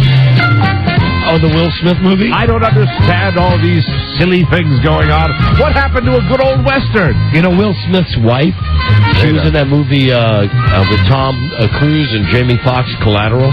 Yeah, Jada Pinkett Smith. Boy, now you want to talk about an ass. Yeah. Rate her ass. Oh, I give it a 10. She can play Plinko with me anytime she wants. We got to break. Bob Barker? Yes? Always remember, never forget, Low Budget Jeopardy is a production of For Ron Incorporated and is distributed by King World Television. I have to go. I'm having a stroke. You know, the hand went numb. Yeah, went in the middle of the program. The hand went numb. His talon. Dead hand. You heard Bob. He could catch fish out of a lake with that hand. When we come back, we'll pick the pros until they stab. This is the Don and Mike Show.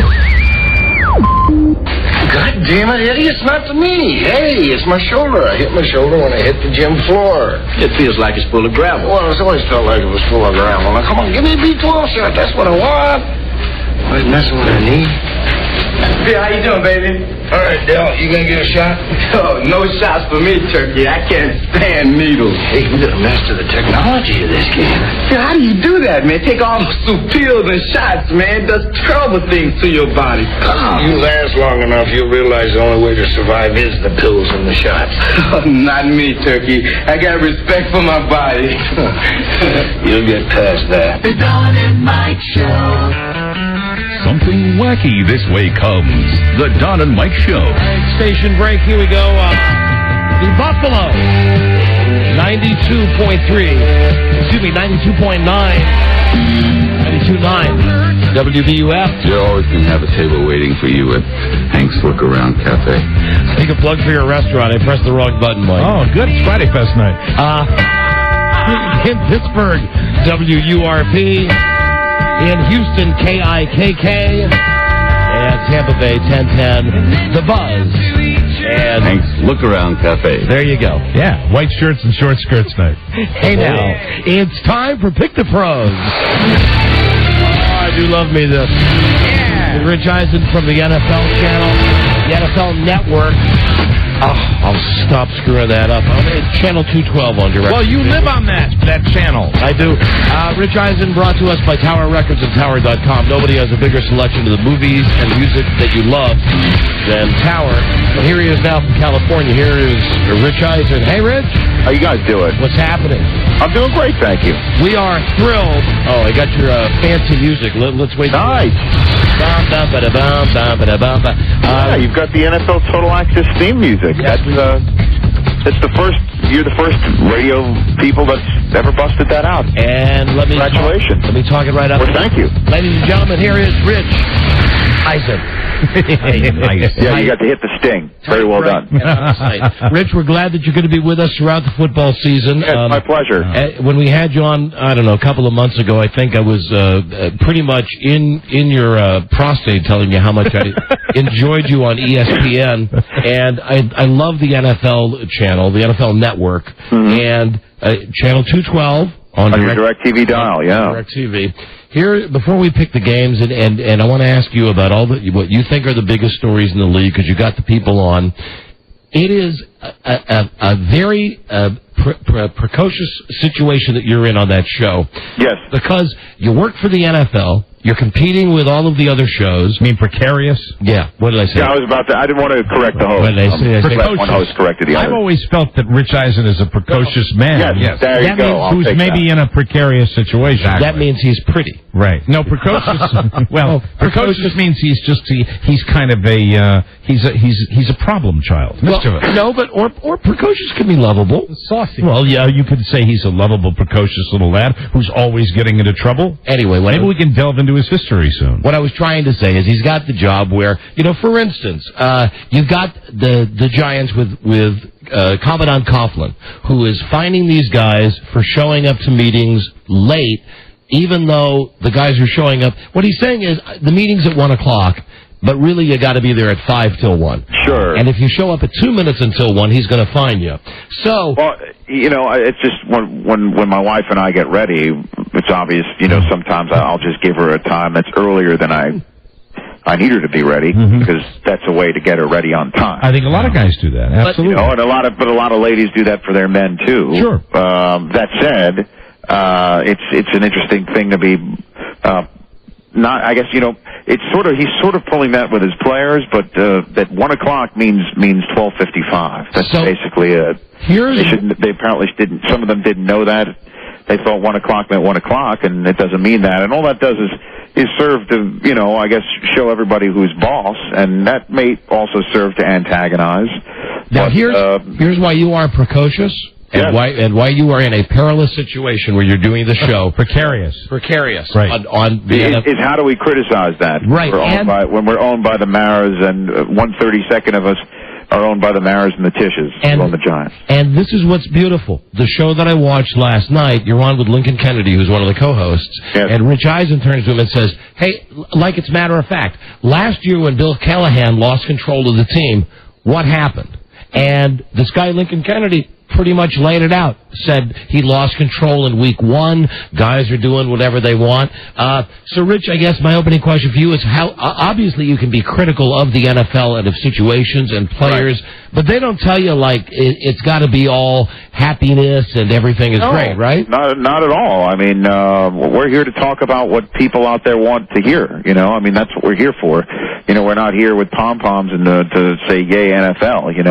I know there's a lot of people out there that think that or have written about us saying that that coaches and people who offer access to the mainstream media, which we consider ourselves part of, will gravitate more towards what we're doing here, because we'll portray them in a positive sort of white knight sort of thing, but that's not what we do. Well, then what is your take on the Coughlin situation in New York? Do you think, because when they talk about losing control, is he losing control? I mean, they won, they beat the Redskins last week, or is he gaining control? Losing control. I just think that the media was trained to look for strains between the coach and the marquee players, because he has a reputation for being overboard when it comes to being a disciplinarian and being a detailed-oriented person. I mean, you know, both feet have to be on the floor. You have to sit up. No sunglasses on the field.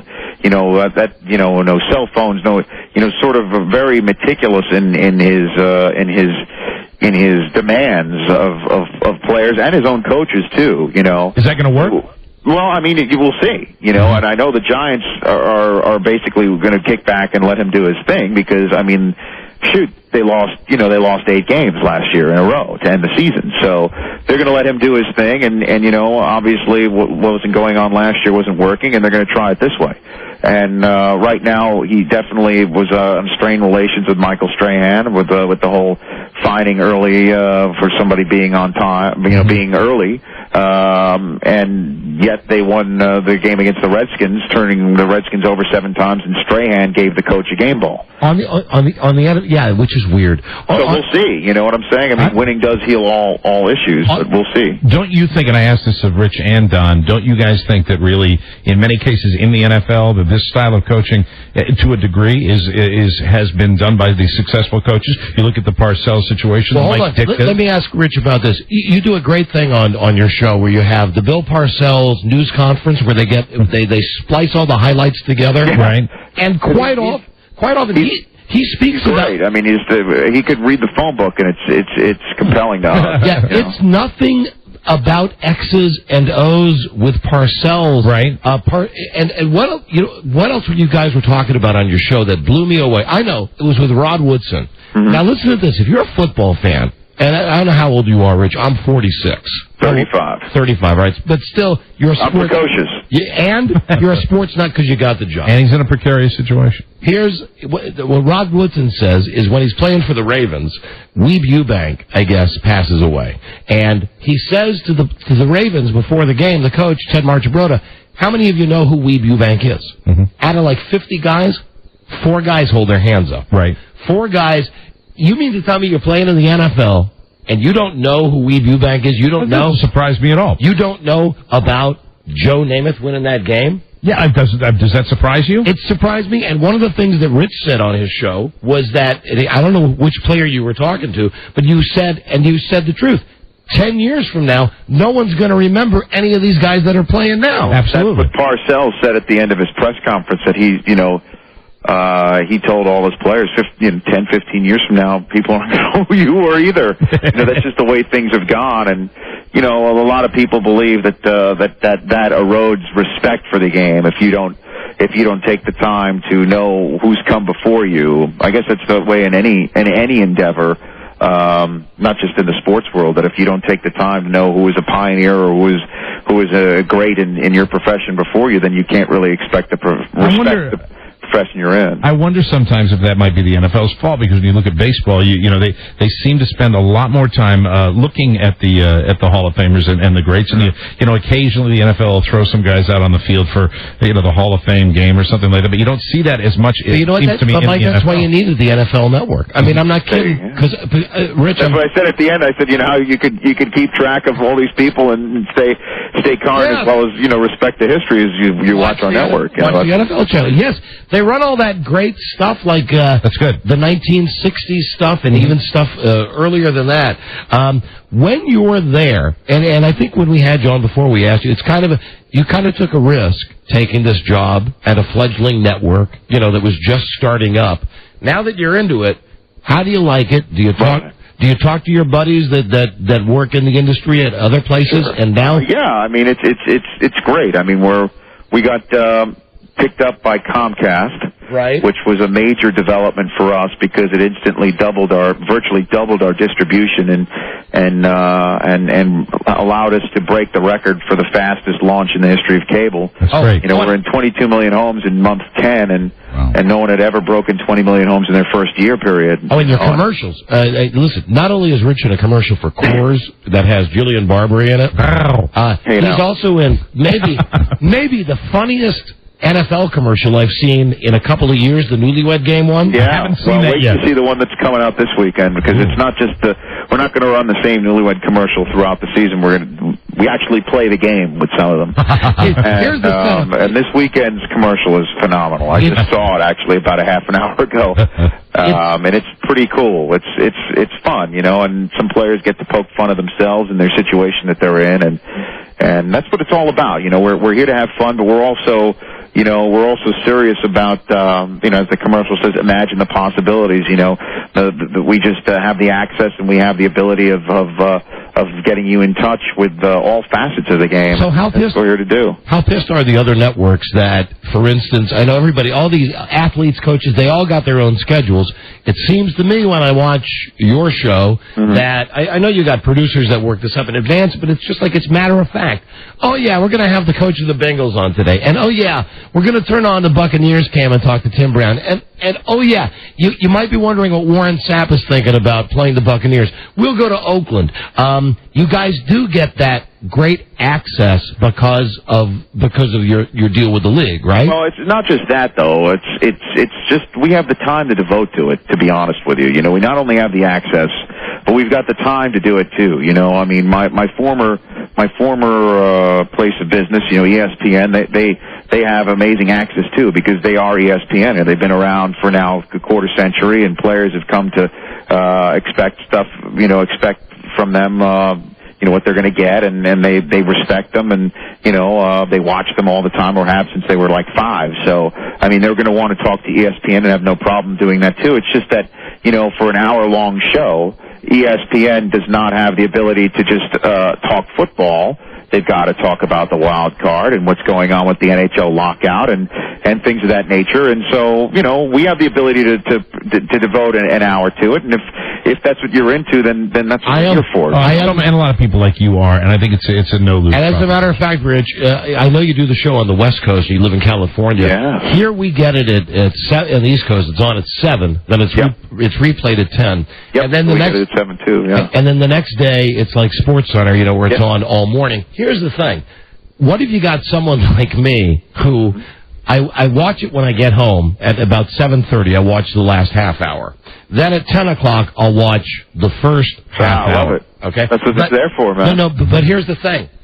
I need more of a fix after that. It's like, how come you can't do a late night wrap up? How come you Are can't? you asking him to work more? What are we wrapping up? You know, show you a video of Lovie Smith leaving the parking lot. I mean, you could do that. Now, Rich, there's parking lot cam for you if you want. I would watch that. Rich, I don't think you understand quite how obsessive Don is about the NFL. For instance, I love it. I didn't mind you showed the feature this week about Brett Favre's golf classic. I'm a big Packers fan. We're on in Green Bay.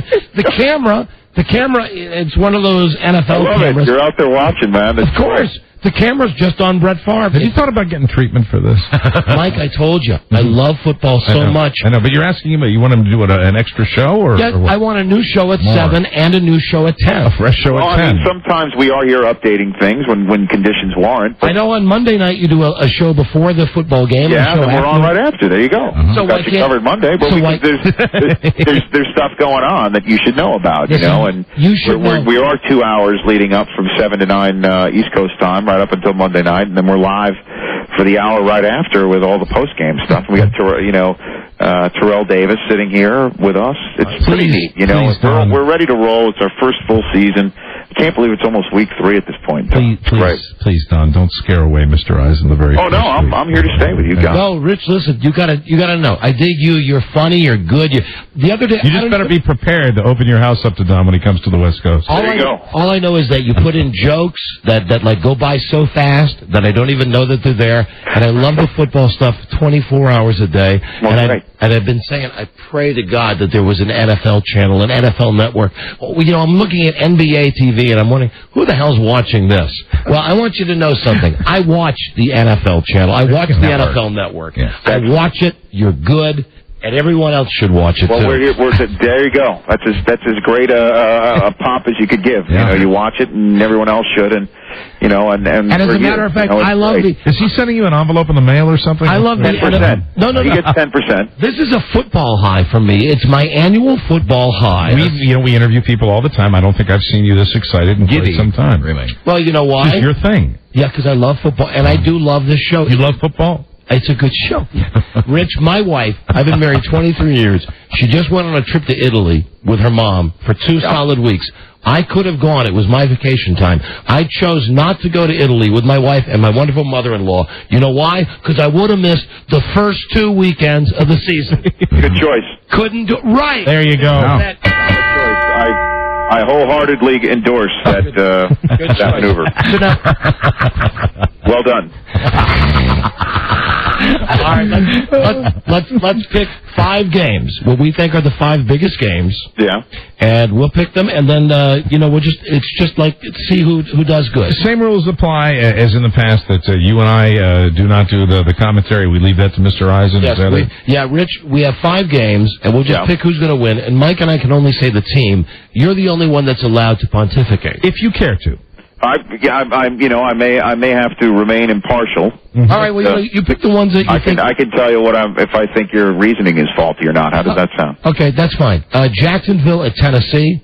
I don't see any way Tennessee loses this game. Mike? I'm going to go with Tennessee. Do you agree or disagree? Is this like a Hollywood Squares, huh? Okay. I'll take Don and Mike for the block. Right. That's right. We gave you a tough one to start with. I'll agree. Okay, how about this one? Well, wait a minute. He agreed with who?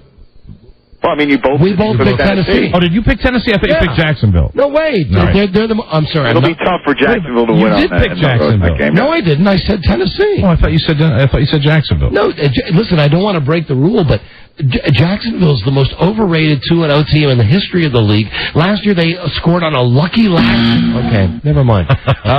How about this? Ravens at Cincinnati. I like the Ravens. How about you, Mike? I like Cincinnati. Rich? I could see either way. I really could. But if you had to see one way, what would you see? I can't. You know what I'm saying? I mean, I could see the Ravens. It depends on which Ravens team shows up. Is it the week 1 that they struggled offensively or the week 2 where they dominated? All right, here's an easy one. Tampa Bay at Oakland. I think Oakland's going to kill Tampa Bay. Mike? Yeah, there's so much going on with this game, with with Warren Sapp, with John Gruden, with all that stuff. I mean, I watched the Buccaneers game last week. That team looks, and no offense, I think Tampa Bay.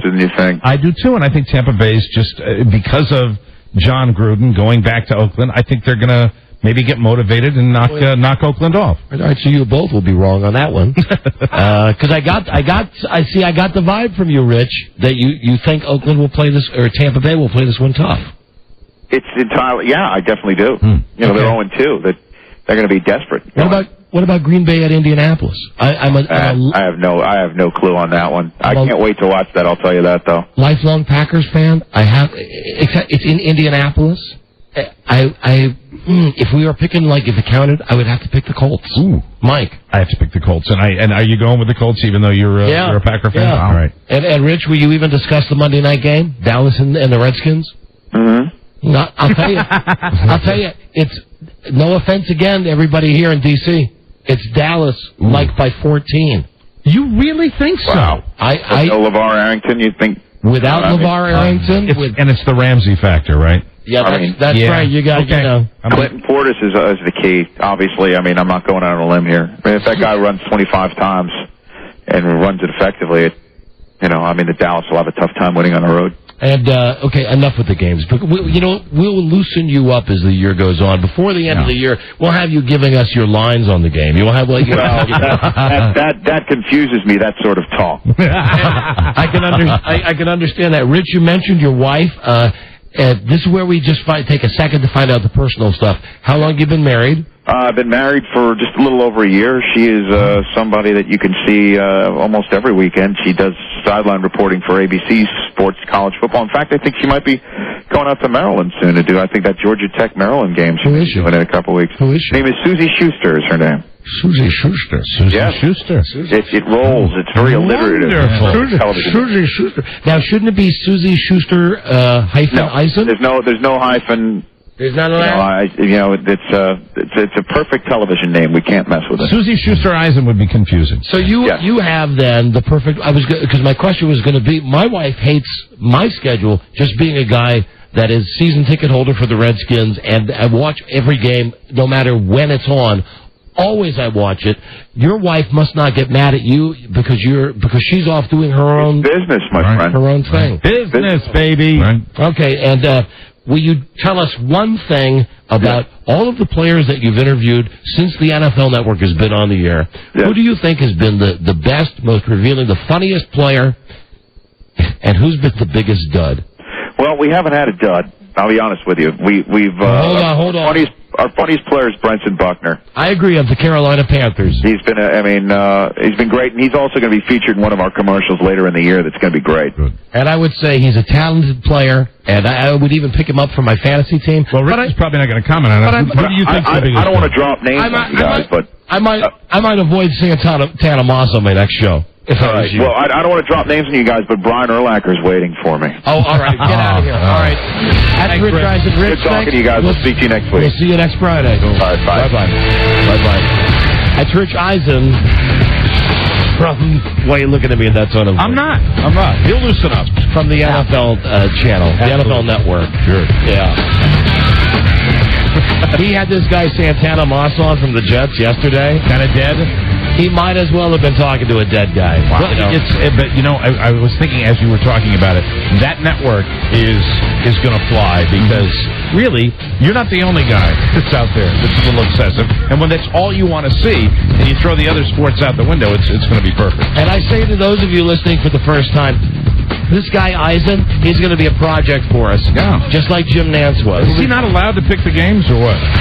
I think he's got that whole thing going about, he's got to be impartial because he works for the league. Okay. All right. So we'll work on him on that. Mm-hmm. And plus, he's a pretty funny guy, and I think we can start some type of you're the man thing. Like we did with Nance. Yeah, sure. That always works. Remember, because Nance in the beginning was kind of soft-spoken and Right. Absolutely. We'll get Rich Eisen to rip his shirt off one week. You remember towards the end, Nance was saying phrases like, go ahead and take the points. Right. He was, right. got loose. Yeah. What did he call it? It's right, because Nance did start the same way. Yep. With the whole picking thing. Come on. I don't know, guys. I mean, he can say which team he thinks is going to win. Sure. Well, I think he did. He did say he thought Tampa Bay was going to beat Oakland. I think so. I think he sort of said that. Way to go out on a limb. Well, Mike, we got to break them in. It's what I've always said. Got to break the colt. These football guys, they're just like wives. Right. We just got to break them in. Absolutely. Rich Eisen, brought to you by Tower Records, Tower.com.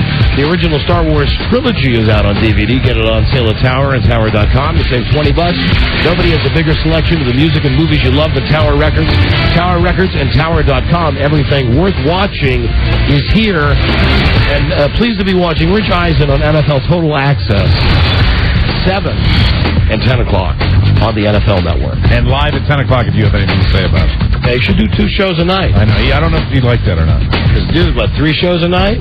Yeah, because then they can have one to replay the following morning. Yeah. We just in. Somebody sneezed. I'd watch it. We go to the locker room. Mike, I would watch it. I know you would. You know me, I'd watch it. I would watch it in a heartbeat. Excellent. I watch that channel all the time. Well, let's get him a couple of weeks to come out of his shell. Well, guys like me, I kind of rely on the expertise of a guy like Rich Eisen to help me pick the games. I'm gonna look for more help next week. Yeah, we need him to look see what he's got between his legs. Next week, that's figuratively. That's right. Yeah, right. Pick the games and admit it. Santana Moss is the worst interview. I mean, I swear to God, it was like, "Hey, I'm Rich Eisen. We're here with Santana Moss. What's happening, Santana?" Right. Yo. Sure, music. We're like, "Yo, Rich, what happening?" He's going, "Hey, on Jutscam, things look super out there. Tell me how they work. How's it feel to be 2-0, Santana?" Well, it feels pretty good, Rich. Hey, that's fantastic, Santana. Tell me when you were running. You know what I mean? I know exactly. The guy like was just sitting there, and he was. Oh, hold on, don't do that. We got to do that for a phone scam. All right. Yeah. 877-365-3636. I know we got too many elements going at once. It's a lot. It's kind of crazy. It's exciting. It's kind of like the NFL. A lot going on. We've got, okay, so everything is set. Let me just turn the music off. Just collect myself first. You're excited. You get excited. I don't think I've ever seen you this excited. You're practically agitated. Hello. There. Stimulated. Let the lady from Miracle on 34th Street come. Hello. Well, I'm fanatic about the NFL. I know you are. And we finally got a guy. We got, and it's going to be great. I know it will be. And I'm just. Why didn't he perform today the way that I know he can perform? You keep romancing him; he'll come around. It's gonna be great, and he is a funny guy, and he said a couple of funny things. We just scared him a little bit. I know we did, and I scared him a little. I'm like the guy that comes on too strong. It's gonna be fine. Like, God, I wanted to go to third base with him on the first time on the show. Yeah. And really, you should have should have done some light kissing. I should have remembered that rule. No means no. Yes. I will love him. I will squeeze him. I will call him George. But you know what? I believe he's with us, whether he wants to be or not. Oh, no, he signed the papers. He signed the papers. He'll be with us all season. Yes. Next week, we just take more of a low-key approach with him. I'll work, Mike. I'll take my meds next week before we have Rich Eisen on. HTG. Play hard to get. Here's Rich Eisen. He's okay. Hey, Rich Eisen, this is Mike. Don doesn't want to speak with you. I can't do that because when it comes to Rich Eisen, I'm easy. Oh, yeah. I'm easy. And we're all going to watch the thing this week, and we'll all come back armed with it'll be great. Yeah. Watch the show. So like I'm not the only guy in America that watches the show. I promise you, and I've shirked my responsibilities, and I will do that. Okay, watch it anyway. That's Rich Eisen. I'm sorry that I came on so strong with him. It's all right. I feel like I've just come back from a high school date, and I've got a bruise mark on my wrist from the girl grabbing my hand, saying no, and still I try to push past the belt. It's going to be fantastic. As you know, understand what I'm saying? By Thanksgiving, everything's going to be great. Yeah. Okay, call us right now for a phone scan at 877-365-3636. Wear him down. He's going to be fine. I'm not worried about him. I'm worried about me. Be fine. You'll be calm. We'll take your calls. He's just a person. Like he's more than that. Eisen from the NFL Network. Start with a little poetry. Dear Rich. No, please don't. You're going to make me sick. All right, we'll be right back. This is the Don and Mike Show. You want to talk about loneliness or share a prayer request tonight? Maybe even a word of testimony, what God's been doing in your life? Frank is in New York listening over WAWZ. Thanks for calling us, Frank.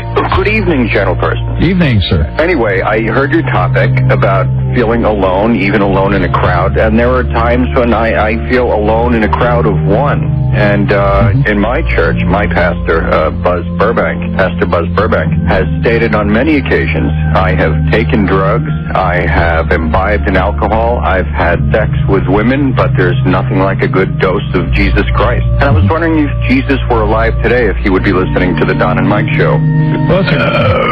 Well, that's a great question. Bless you. I think the reality is, I think he'd be doing the kind of things we really can't, have you using language like that on the air. And while we care about Frank and we pray for him, and certainly our hearts go out to him, and I'm grateful that he's involved in a church. And I want to encourage folks to pray for Frank and his own loneliness and the issues that he's dealing with in his own life, and most of all, that the Lord will be able to help him deal with some of the things that he needs to deal with. Right. The Don and Mike Show. Hello! La la la! The Don and Mike Show. Hello. And, okay. And, thank you, Robert. There it is. Hi, Julia. Phone scan time at 877-365-3636. These are live on-screen telephone calls. And someone may get a trip to Mexico. Yeah! Because we've still not given away that trip. Yeah, because we tried to have Joe, with the Make Us Laugh thing. And yesterday, and then we got all jammed up today, and then I went too far with Rich Eisen. No, you did not. Oh, I'm sure he's going to be spotting now. It was, first of all, no one would know except you, and it doesn't matter. And second of all, it's going to get better. It's exactly like it was with Nancy at the beginning. I know. Eventually, he'll be my man. Third date, he'll go all the way. Hello there, Don and Mike Show. Phone scan. Hello. Don and Mike, what's going on, guys? Hey, hi. Hey, Mike, I just got to say, if Don's willing to give you 14 points and the Redskins, you got to eat that up and make some money off of this guy. That's ridiculous back in Phoenix, that's a birdie like that. That's ridiculous. Yo, like this is a sports show. Yeah, and I'm, do you see me over here trying to figure out what he's talking about here? You picked Dallas for this. I said I thought Dallas would win by 14. Yeah. Well, I've got another really. I understand we're talking football and it's the football season, but there still is a little thing we call the MLB, Major League Baseball, and I got to worry about my Red Sox and Yankees just for one last weekend, of course, before the playoffs, and just see what happens. You have an appointment with the Grim Reaper. I do. The Yankees only have to win one more game, and you lose our bet. Yeah, the Red Sox are probably going to the wild card. There's no question about that. There's a little question. But right now, as far as our bet, it's looking very bleak. I believe one win. One win by the Yankees. So it could be tonight. Hi, Don and Mike Show. I think if next Friday Buzz gives him a little sexy voice, he might loosen up earlier. I'll talk to him if you That want me always to. does help, because Buzz is so goddamn sexy. Hello, Don and Mike Show. Phone scan. Hello. Don and Mike. Turn down your radio, please. Don and Mike. Yeah, we're right here. Radio boom suckers. Music. Like us rules. Like us rules. That's funny. That is funny. We're not doing Make Us Laugh.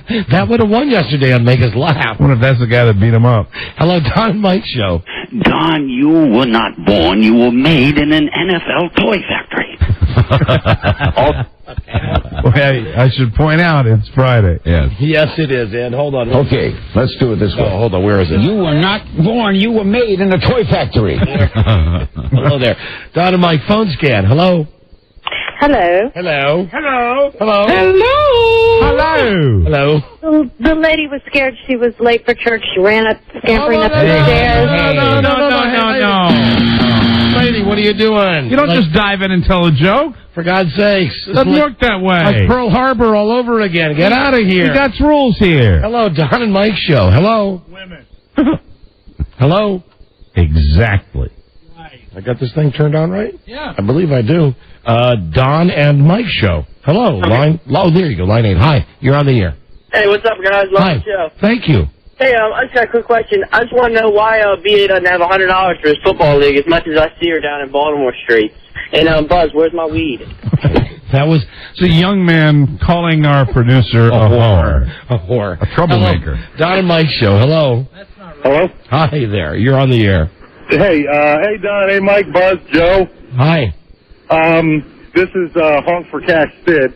Oh, you probably don't remember. You guys got a great, really smooth show today. Was that a nickname? Was that a nickname? What did he call himself, Robbie? Honk for Cash Sid. Whatever that Yeah, Does that count as a nickname? Yeah, it does. Yeah. Sid? Cut me off. Anyway, I just wanted... Yeah, there you go. This is Honk for Cash Sid. Hello, Don and Mike Show. No nicknames, please. Hello. Hey, radio guys, how are you? Hi, we're doing very well, thanks. Did you guys ever figure out the deal with Salman Rushdie, the Ayatollah Khomeini, and Cat Stevens? I think we did, that Cat Stevens was into the Salman Rushdie, the guy that wrote... No, he actually, at the time, Cat Stevens agreed with the Ayatollah that Salman Rushdie should be executed for his book, The Satanic Verses. Oh, I guess I got it backwards. Yeah, that was his dark period. That's a shock. Yeah. That's a shock. I got something backwards. Well, wait, hold on. So if Cat Stevens... Hold on. Was Cat Stevens good or bad back then? Well, for the moment, we didn't agree with him at the time because we generally don't kill people who write books. He has been known to support Islamic groups that are tied to terrorist organizations. Gotcha. So he is a bad guy. He's since renounced terrorism and violence. Okay. And he was for or against the Ayatollah Khomeini? He was for the Ayatollah, and he was supporting the Ayatollah when the Ayatollah called for the death of Salman Rushdie. And now I finally remember who that dude is. That's the dude that wrote the book and had to hide. Yes. Right. And was always surrounded by security and, and still is floating around and goes to like book parties and stuff like that. Cat, alive. And how come we're not, as long as we're looking for folk singers, how come we're not looking for Joan Baez? Oh, she hasn't even been mentioned in any of this. She's on the no-fly list, I'll bet. Or Melanie. I got a brand new pair of roller skates. Or Donovan. Donovan Mellow Yellow. Yeah. See, that's almost psychedelia. That almost doesn't count as a folk singer. Folk. But Peter, Paul, and Mary. Oh! We have to keep them off our planes. That is the all-time winner. And they'll come out to Wolf Trap, and they'll bring all their traveling shows of idiots. Hello. I hate them. Don and Mike, hello. You hate everybody. Hey, guys, I can't talk now. All my friends are coming over to play fish fight tonight. And if you had it or if you read it incorrectly like I do, it's Fish 8. Hello, Don and Mike Show. Hey, Don and Mike, how you guys doing? Hi, we're doing great, thank you. I got kind of a weird radio question for you. What's a good wattage for an AM station? A good wattage? Yeah. 10. Charlie. I disagree. I would say even lower than that. I think you can get by on 3. A good solid 3-watt signal. Or sometimes, if we want to be honest, we're kidding, of course, 60, like the light bulb. Right. But make sure you reduce it at sundown. Just unscrew it. Why do you ask, sir? Well, I was curious because in Salt Lake we have a 50,000 watt, and I didn't know if that was good or not. I've heard you bag on AM stations before. No, listen, we bang on AM stations because we'd rather be on FM. The truth is, out in Salt Lake, it's like in Sacramento. We're on one of those stations that you can pick it up like in 5 different states. What's the station that covers the Orioles around Washington, D.C.? I believe that's a 6-watt station. Based on my listening habits of this week, when I would never listen to that station, but I listened to it, and it really, when I was listening to my beloved Boston Red Sox against the Baltimore Orioles, I got a better signal on WTIC out of Hartford, Connecticut. Sure, than you did off WTEM. Amazing. You have a better chance of just hearing it from the stadium. But actually, to answer that question about, we don't like being on crappy AM stations, generally speaking, but if it's a crappy AM station that has a signal that covers everywhere, we found that people don't really care if it's AM or FM, as long as they get it real good and clear. Remember, when we started on KB Radio in Buffalo, you could pick it up down here. Right. It was one of those great signals. Hello, Don and Mike Show. And I would be remiss if I didn't mention, I think the most powerful AM station in the country is KCJJ. Oh, really, our station in Iowa City, Iowa. And that goes everywhere. It's like 1630. As soon as it gets dark outside, you can hear it everywhere. Pick it up in my film. We've actually gotten calls from Haiti on that station. Well, we're number 1 in Haiti, Mike. Yeah, we are. And, boy, all those hurricanes down there. But they still haven't stopped our listenership. No, they haven't. And we keep getting the Bowling for Dollars cards from Haiti. Yeah, and they will still continue to listen once the power comes back on. Hello, Donna. Oh, and listen, are you there? Hello? Hi, hold on one second. I shipped all those D batteries to Haiti for our listeners. I wish that all the weather people would stop referring to the hurricanes like they are people. Because here's what I say. Tonight on News Channel 6, we'll have the latest with Charlie, Ivan, Lisa, and Matthew. Sounds to me like I'm watching an episode of Joey. Yeah, I'm still blown away that we got another one. And isn't another one like doubling back and coming to get us? Ivan has already come back. Right, is hitting Louisiana. Amazing. Gene, or as some dumb weather people call it, Genie. Or Mean Gene, I heard today. Also. Hey, come on now. Hit the East Coast, Genie. Hey, Genie. There you go, Genie. Larry Hagman. That's right, Genie. Genie's going to come up the coast, and then I'm going to put her back in the bottle. Larry, you had a birthday this week. That's right, and it was Naked Day, and I wore my cowboy hat. How old do you think Larry Hagman was? 78. 73. 73? How many years since he got his liver transplant? 6. Genie? 9. I got them both wrong, Genie. Hello, Don and Mike. Hey, Don. Hey, Hi. Mike. Hey, thanks for waiting. I've been trying to call you guys for a couple weeks to thank you for my iPod. Oh, wonderful. Oh, good. Since that time, I think you guys gave away green crayons one day. Did we give away green crayons? Maybe we did. Anyway, and the other thing was... Well, hold on. You lost me. You won an iPod. I won an iPod. You're happy about that. Yeah, and then you called a bust on us for giving away crayons? No, I was calling because I didn't get the crayons. So I think the iPod... Wait a minute, when did we give away... Rob, when did we ever give away crayons? Never did. We never gave away crayons, sir. Never happened. You guys were cleaning out the office supplies. We may have given away some old Sharpies or something like that. We gave away with green flares. Green flare pen. Flare pens. The big difference between a flare pen and a crayon. But still, would you rather have a crayon or a flare than an iPod? No, I really like my iPod. Okay. Okay, so why did you bring up the crayons? Because I got an iPod instead of the flare pen. I don't get it. Yeah, you got an iPod instead of a crayon? I hate to break this to you, but we're going to need that iPod back.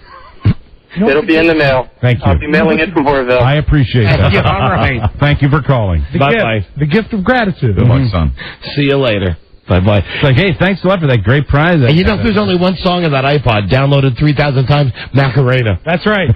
He loves it. Hello, Don and Mike Show, phone scan. Question, Bat Brain. Yeah.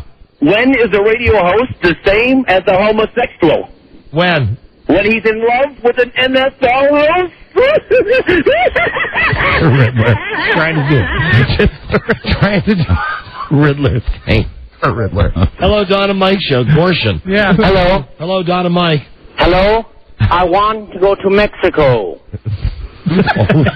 Who doesn't, pal? Won. I won. This is I want to go to Megjo. This is Weird Hour. Nice Hello. try, though. Don and Mike Show, this is the phone scan. Hello. Hello. Hi there, you're on the air. Yes, this is Sandy Colfax. I'm looking for a boy named Larry. He has my matzo ball sandwich. Man, they were ready today. I'm Larry in the corner. Matzo ball sandwich. What do you want? Hey, Larry, if you couldn't have a matzo ball sandwich, what would you really love to eat? Oh, boy. That's not funny. No. Hello, Don and Mike Show. Way. Hello, this is Scott Shannon with the completely lame Corona. Oh, God, now everybody's calling with their The entertainers are calling. All right, go ahead. I guess, because it's a groaner, go ahead. What is Eddie Murphy's favorite dinosaur? A Tyrannosaurus Rex. Hello. A Tyrannosaurus. Oh, that was a groaner. Not that bad. counts. That's a groaner. That counts. Hello. Hello. Hello. Hello. Hello there, Don and Mike Show. Hey guys, how's it going? Hey, it's going great. Hey, good. Hey, Mike, how's everything going in Elmira? How's everything going? What? He said, how's everything going at O'Mara's? All right, thanks. Thanks. Look Around Cafe. Sounds like an average. Hey, Darren. He sounds like an average customer. Pull over. What? God, Don, he made a siren sound and said, pull over. Okay, Oh, well, almighty. I pulled the radio off to the side of the road, sir. Isn't that your general manager? Yes. Hello, Don and Mike Show. He's always bomb. He's fun. But he's good, though. Hello. Hello, Radio Gods. How are you doing? Hi, we're doing great, thanks. I was in Washington the other day, and I ran into the Hank's Look Around Cafe, and I ran into Rob's dad. Oh, is this true? Was your dad in Mike's restaurant, really? Well, I'll agree just to let the story in progress. downtown Washington. Thanks. Look Around Cafe. The M Street location. Oh, hold on. Are you calling us with a joke? No, I saw it. It was Dr. Neil Clark Warren. I saw him. Okay, all right. Whatever. I'm sorry. He didn't even have a silly voice. Trying to be funny. Hello, Don and Mike Show. I'm Dr. Neil Clark Warren. Rotating and random, and you talked over me. You ruined it. I find more. Yuck smash. What's I don't going even on know. here? Guy said I talked over him. Well, Sorry. see, I think everybody's got their prepared comedy ready to go. It's okay with me. I mean, it's a good phone scan. You need a decoder? I mean, what do you need? Hello there, Don and Mike Show. And that phone got answered, and we heard we're here there. That made me laugh. You just heard two more dead men. Wow.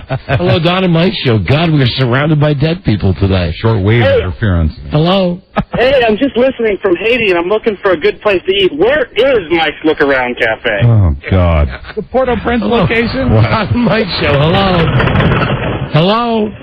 Hello. Calling us from a trailer or something. You're on the air. I mean, it really sounds like a tractor trailer. It does. Hello. Yeah, you guys are there? Yeah, we are here. Yeah, I don't get you guys for the last hour in Portland, Oregon. I was wondering if you guys are still doing the Make Joe Laugh. No, not today. No, we're not. No, we're not. You sure? Because it's funny. I'm sure it is. Sure it is. Are you sure? Are you calling from a tractor or something like that? No, this must be a bad connection. Bad connection. No, we hear machinery of some kind. Are you calling us from the back of an ox cart?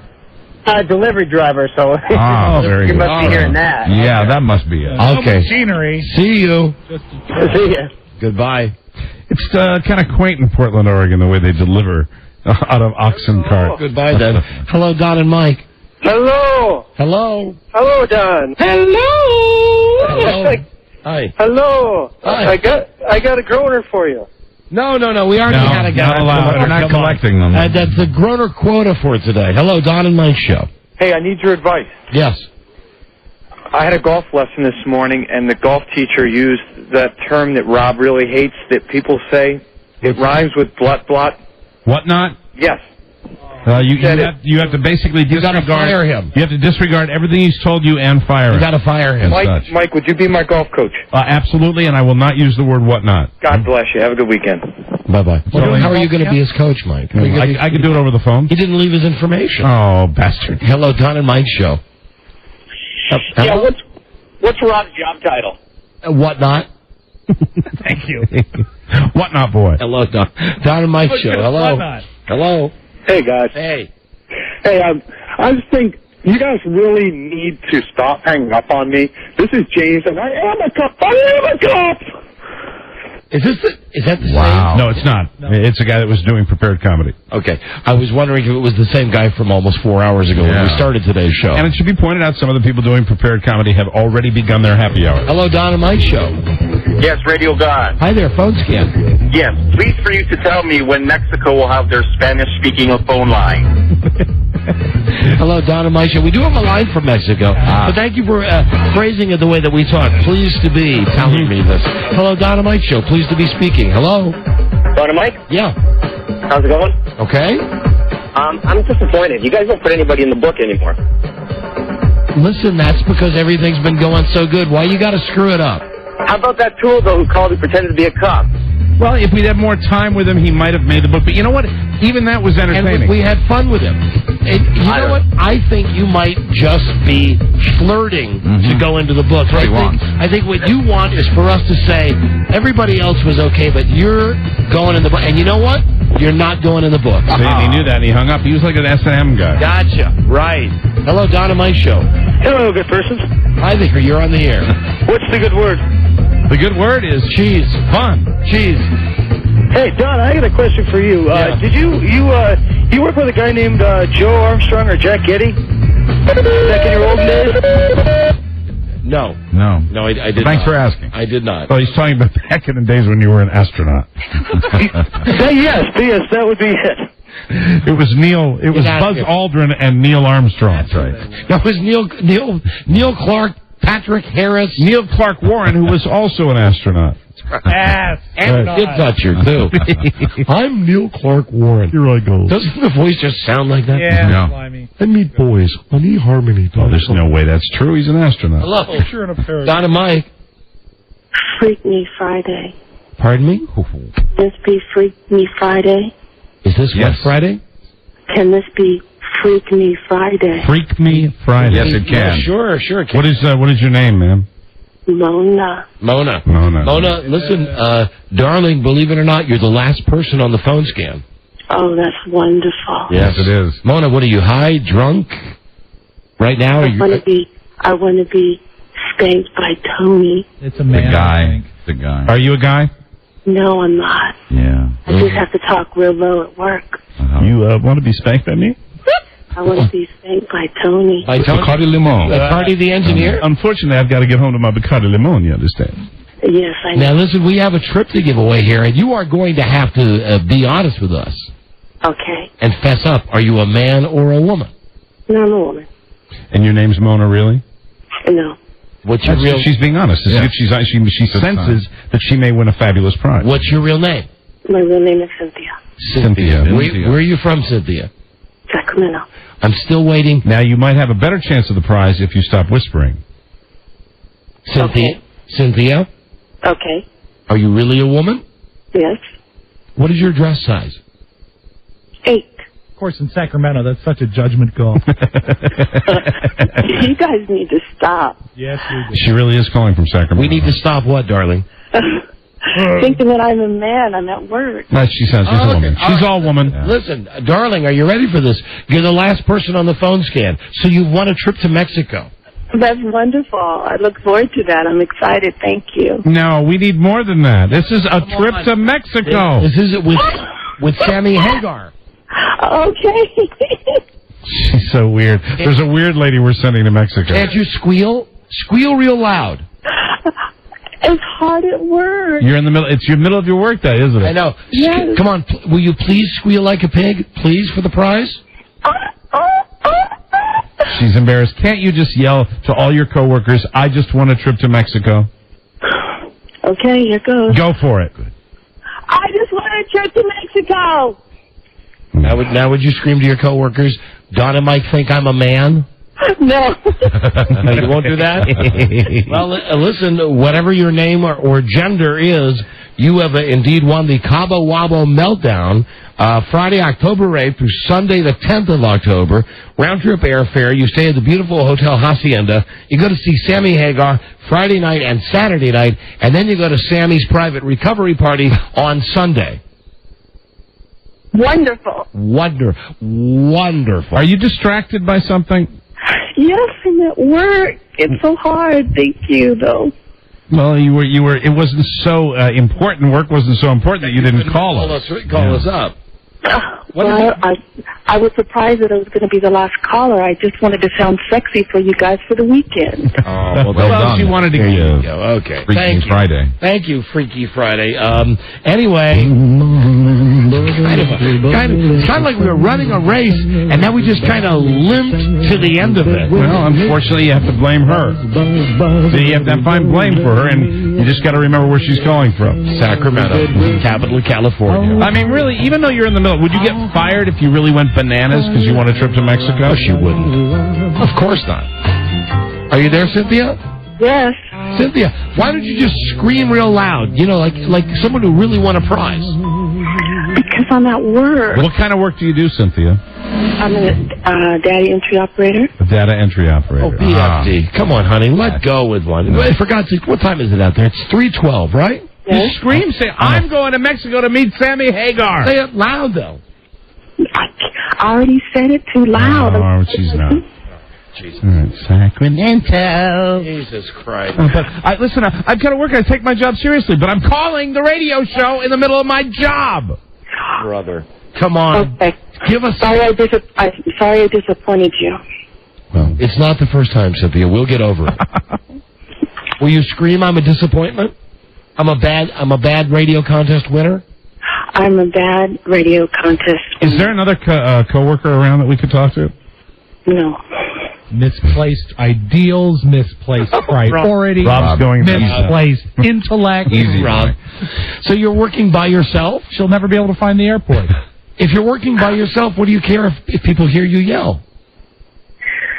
Because there's other people working in other areas that I'm not going to be able to walk to. Darling, listen, my dear, you must understand, we are not trying to start a verbal war with you. We simply have a prize that's worth $3,000 or $4,000, and we'd like a little more than just a whispered thank you. Because there's some of us in this room whose type of language anymore. But let's be honest, she might be a guy. Mike, you were earlier correct when you said that guy wasn't a cop. No, it's really a woman, but we need something. We need something. Cynthia, you're going to have to do something to make this work for us.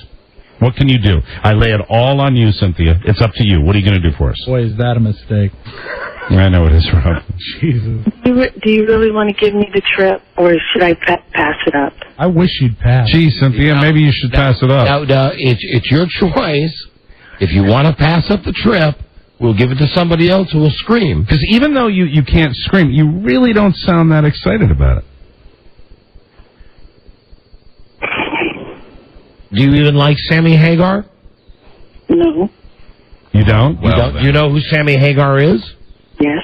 Do you think that maybe someone else would be able to enjoy the trip more than you? Yes, I'm sure. Yeah, but you know. But I did find a coworker that will talk to you. Oh, okay. All right. But I'm going to renege on the trip. You're going to renege on the trip. You don't want the trip. She doesn't want the prize. She wants to call and go, I want to spank you, though. Right. I bet she'd squeal if you got in a good argument with somebody, because that's what she likes. That's what they would like. Yeah, but she doesn't want a $4,000 vacation. Put the coworker on. Hold on. Jesus. What a whacked out part of the United States. Hello. Well, what is wrong? Hello. What is wrong with that lady that was just talking to us? Crazy Chris on the phone. What? Pardon? Hi. I said it's Crazy Chris on the phone. You're on the air on the Don and Mike radio show. This lady that just called us, she won a trip, and she won't say yippee. She doesn't seem to want it. Woohoo! Okay. Yeah. Forget it. Put her back on. They want you back. Yeah, I see fish. You don't just see it. Hello? Yes. Cynthia? Yes. I just want to make sure that we're cool. Okay, we are cool. We're not giving you the trip. I understand. And it's your choice. It's your choice, really? No, it really is. My parents are ill at this time, and I'm more saddened that I can't go. Okay, I'm sorry. All right, have a great weekend. Thank you. Well, that puts a damper on Freak Me Goodbye, Friday. Cynthia. Yeah. Hey, Cynthia, shouldn't you have been thinking about your sick parents before you before you called us and tried to get into an erotic call about Freaky Friday? No, like I said, I was doing that. I like you guys, and I was doing that. All right, don't worry, Cynthia. Don't worry about it. We will part as friends, and we're sorry you're not going to enjoy the trip. Cynthia, okay, thank you, though. Rob, let her go. Let her go, Rob. No. Don't be cruel to her anymore. Okay. Thank you. What, Rob?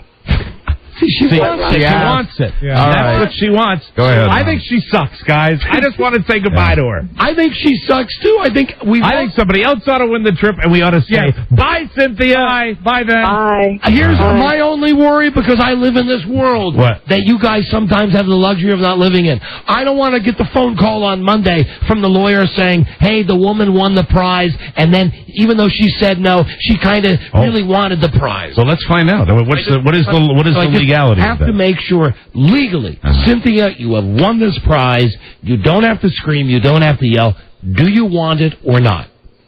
No, I cannot accept the prize at this time. Okay, pound sand. Pound sand. Very good. You stupid bitch. All I wanted to know is how she caused the illness of her parents. Okay. Jesus. Wow. Who wants to go? I meant to Mexico. I know. I didn't even... God. Right here. Hello, Don and Mike show. Hello? Hello? Hello, who is this? This is Bo. Of course, Bo. Bo, where are you from? Escalon, California. Bo, would you like to go to Mexico? That is a yes. We had to, oh boy, buttons across the entire radio station just got, well, suffice it to say, we got the response we were looking for. Yeah. You just didn't get to hear. And Mike and Rob were now doing the radio was Friday strictly forbidden. One man found a way to bring good news to his people. He made it up. Wow. You know what happened? We finally got a guy. We said to the guy, "Are you happy?" Mike says, "Are you excited to win the trip?" Right. The guy says something that indicates how happy he is, and every single dump button in the building was hit. So now we gave away the trip, but we can't get the guy back on the air because the phones are locked down. Yeah, he was so excited he described a bodily function that resulted from his excitement of we can't broadcast it to you. No. But I think by saying that, you probably understand what he was saying. Right. Could be a variety of things. That's very clean. That's the phone scale. It was. Although it's of all the things, I believe it's the most natural. It's something that happens to us on a regular basis. As a matter of fact, I got to go do it right now. I've already done it. Buzz? Yes. Boy, what a jerk face I am. I told Buzz before the show today. Right. I said, because we got Rich Eisen on at the set time, you're going to have like longer segments than usual. You don't. It's not your fault. No. It is a young lady named Cynthia's fault. Hold on, the phone is back on. Are you still there, guy? Yeah, I'm here. Hey, dude, you can't say that on the radio. I know you're happy, but you can't say that. Oh. But you are excited, Mr. California guy. I'm extremely happy. Okay. Excited. Okay, great. Thank you very much. Enjoy your time with Sammy Hagar.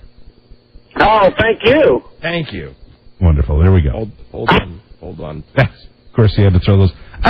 Hold on, please. Wait a minute. Something about I'm sure it was somebody in his family that was dying. Yeah. Buzz, what is your lead story today? Like, that's the way to save the conversation. Yeah, of course. You know, you've just given us 10 minutes of the worst radio in the world. Oh, well, my parents are ill. Hey, my parents are dying. They're going to die this weekend. Will you spank me? Freaky Friday. I can't accept the prize. Buzz, what is your lead story on the news and comments? Today. What? Jesse Ventura, the ex-wrestler turned ex-governor, is refusing to vote this November. Is he really? Yes, he is. That lady was a bitch. Stay tuned, everyone. Stay tuned for news and comments coming up on the Don and Mike Show. Christ, what happened today? That was very professional. Boy, am I glad Rich Eisen didn't hear that. This is the Don and Mike Show.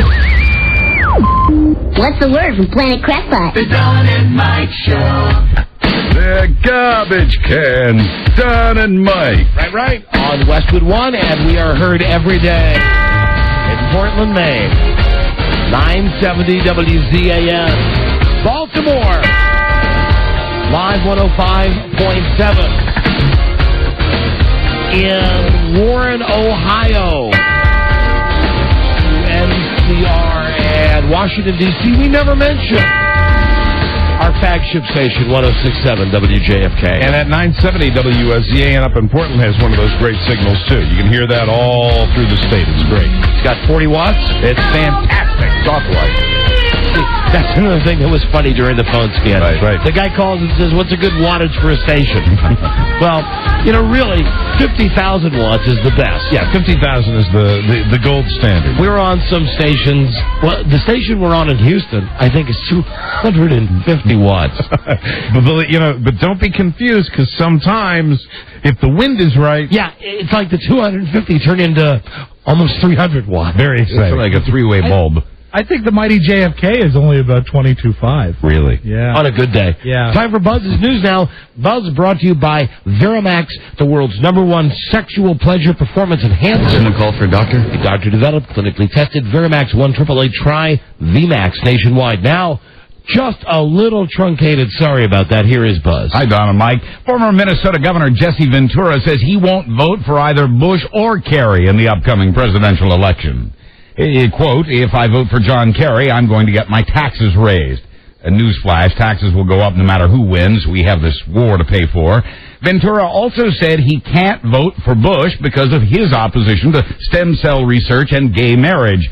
The former governor made his remarks addressing the University of Illinois Union Board while wearing a T-shirt, a bandana, and a braided black beard. It's great to be here at the University of Illinois. That's right. He also said, and I quote, it scares me when a president says he won't support stem cell research because it goes against God. I have news for you, says Ventura. If you're waiting for God to cure Alzheimer's, then we are going to be waiting a long time. Yeah. And if you have Alzheimer's and you want to be, and you're gay and you want to get married under Bush, forget it. Yeah, you're screwed. You might as well just get out of the country or something. But then if you have Alzheimer's and you're gay and you want to get married, you probably wouldn't even remember the fact that Bush is against stem cell research and gay marriage. Now that is funny. Win-lose. You're really doing okay. It's kind of a win-win. But some fierce lose-win. Some fierce alien warriors do have a preference in the upcoming election. They're Klingons, and they vote.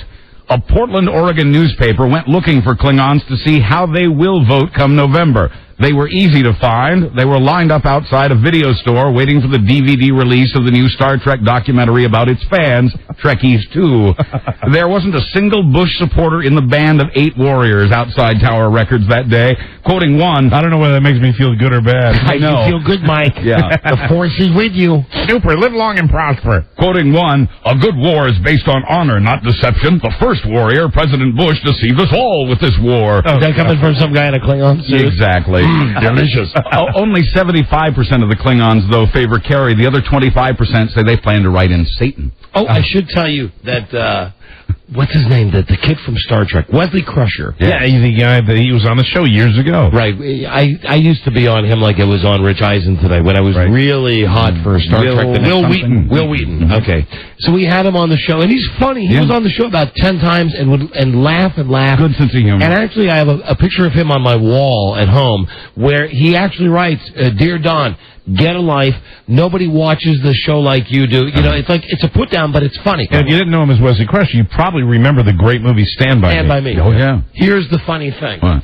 So this is, I don't know how many years it's been since we've had him on the show. Like 10 years, yeah, right? Yeah. Out of the blue, at my home address, I got a copy of his book. He's written a book. Will Wheaton has written a book. It was one of those publisher copies. It's like a softback that doesn't have all the punctuation and everything fixed up. Is it about Star Trek?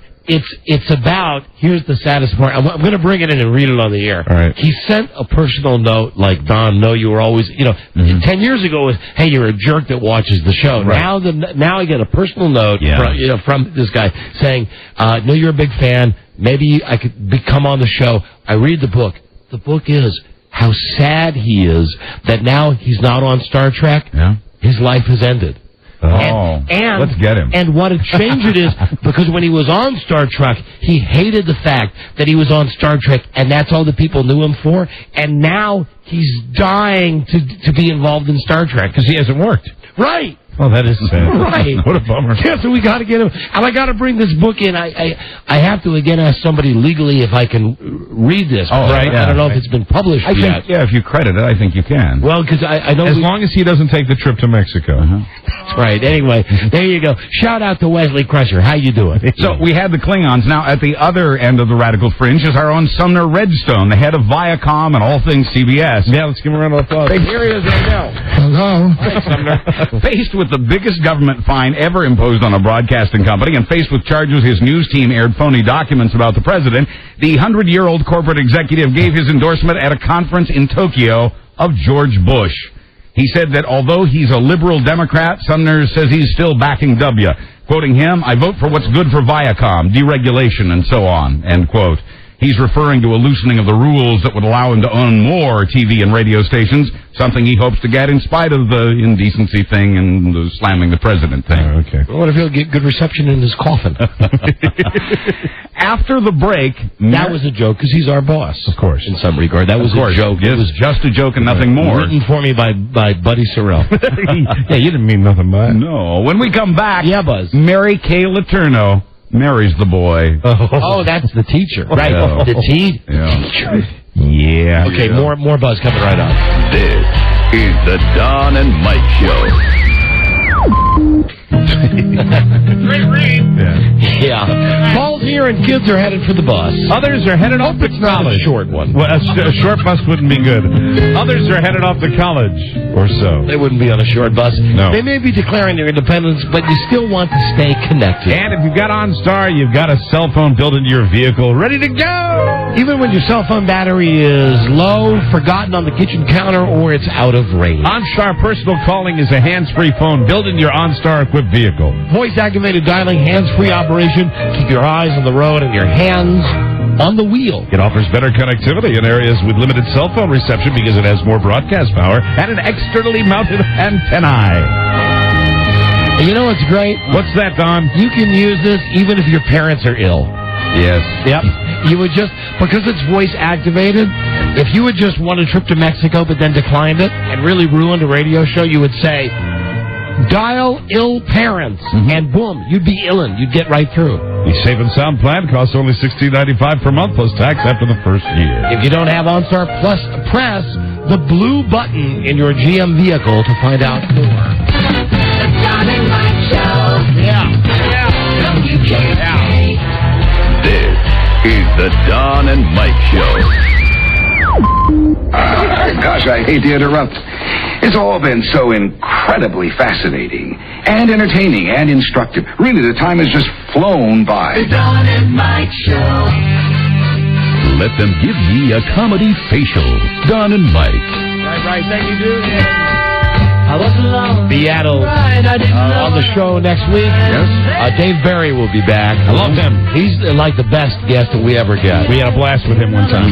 It's very funny to think that someone as smart and funny as Dave Barry fits in on a dumb, stupid show like this. He likes to slum around once in a while. But he does. Also, next week, the fat girl from American Idol, Diana DeGarmo. Right. Remember her? And, the fat guys, the furniture guys next week. Very good. Cool. All of that. And now here's Buzz as we continue today's show. Hi, Buzz. Hi, Don and Mike. Hey, you can have your Brittany weddings and your Hilton weddings. Save me a seat at this one. Okay. Former teacher Mary Kay Letourneau says she will now marry the man for whom she went to prison. Oh, boy. Dear. She says she'll marry the man who was a 12-year-old boy the first time they made love. The boy. These days she's back out of prison and ready to play mom. You were not born, you were made in the toy factory. Ready to play mom to the two children she bore for her lover. The boy who put the stud in student went to court to stop the court order that forced Mary Kay to keep away. They're having your reception at Chuck E. Cheese. Mary Kay gives the details to Barbara Walters tonight on ABC's 2020. Sarah Lee, maker of delicious frozen desserts, has a new frozen treat. It's former Sarah Lee executive James Dale Cockman of Greenville, South Carolina. Oh, no. Yeah, 71-year-old Jimmy Dale retired from Sarah Lee and then vanished after he'd gone to meet some folks about buying an SUV.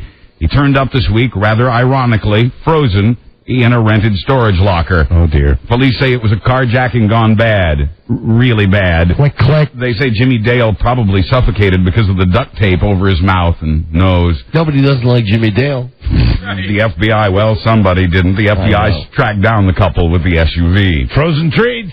If I had a 3-year-old boy who'd beaten leukemia and he wanted to go to KFC for popcorn, I'd say, come on, buddy, let's go. You mean the popcorn chicken? Yeah, well, yeah, apparently so. But that's what Michael Spur of England did for his boy after his son had beaten the illness that nearly killed him just 9 weeks ago. Father and son cruised through the local KFC drive-thru, got their bag of popcorn, and as Michael was driving away, he heard a choking sound. It's got to be popcorn chicken.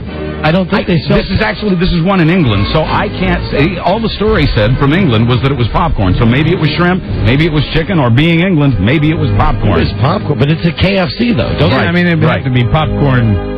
Well, there's only popcorn shrimp. I didn't want to make that assumption without knowing for sure. Is popcorn central to the story? No, hold on. Well, in a way, you know. But let me just say, though, they do have something called popcorn chicken. Yes, they do.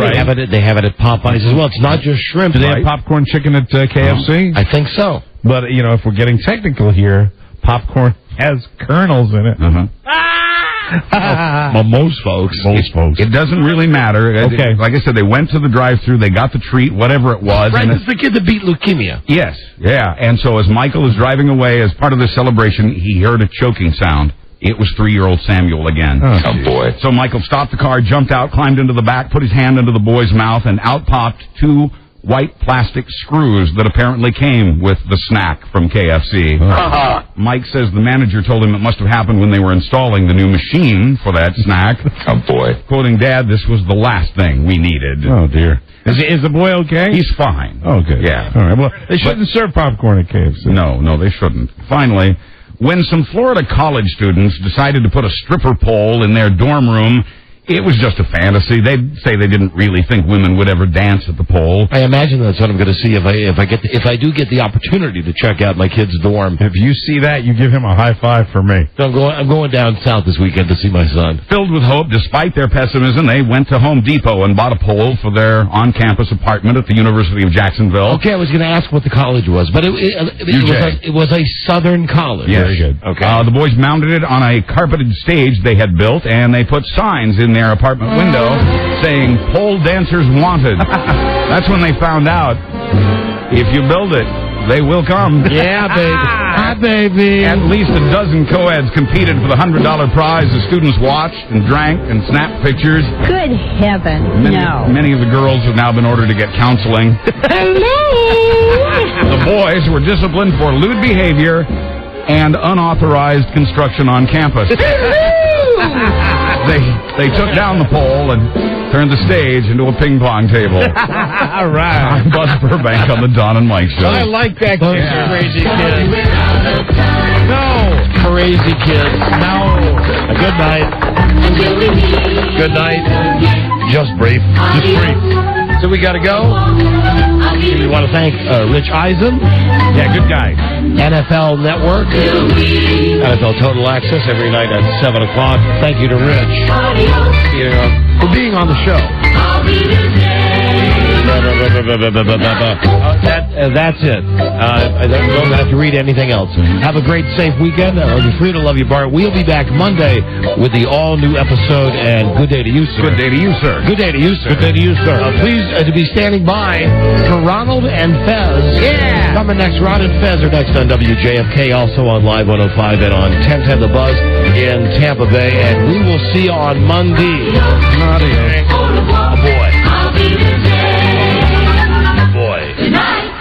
Oh, boy. Okay, that's it. We'll see you. And you? I declined the end of the show because my parents are sick. That was a good phone scan today, incidentally. It was. Thank you, Cynthia. That was a good. We will see you on Monday. Clean your ears. Till we meet again, this is Sammy Davis Jr. saying, be kind, be nice, and I hope the next performer has the pleasure of having as nice an audience as you've been tonight. And let me leave you swinging. This is the Don and Mike Show. The Don and Mike Show. WJFK. Too busy to meet new friends? The WJFK Dateline can change your life. Log on to WJFK.matchlink.com. Washington,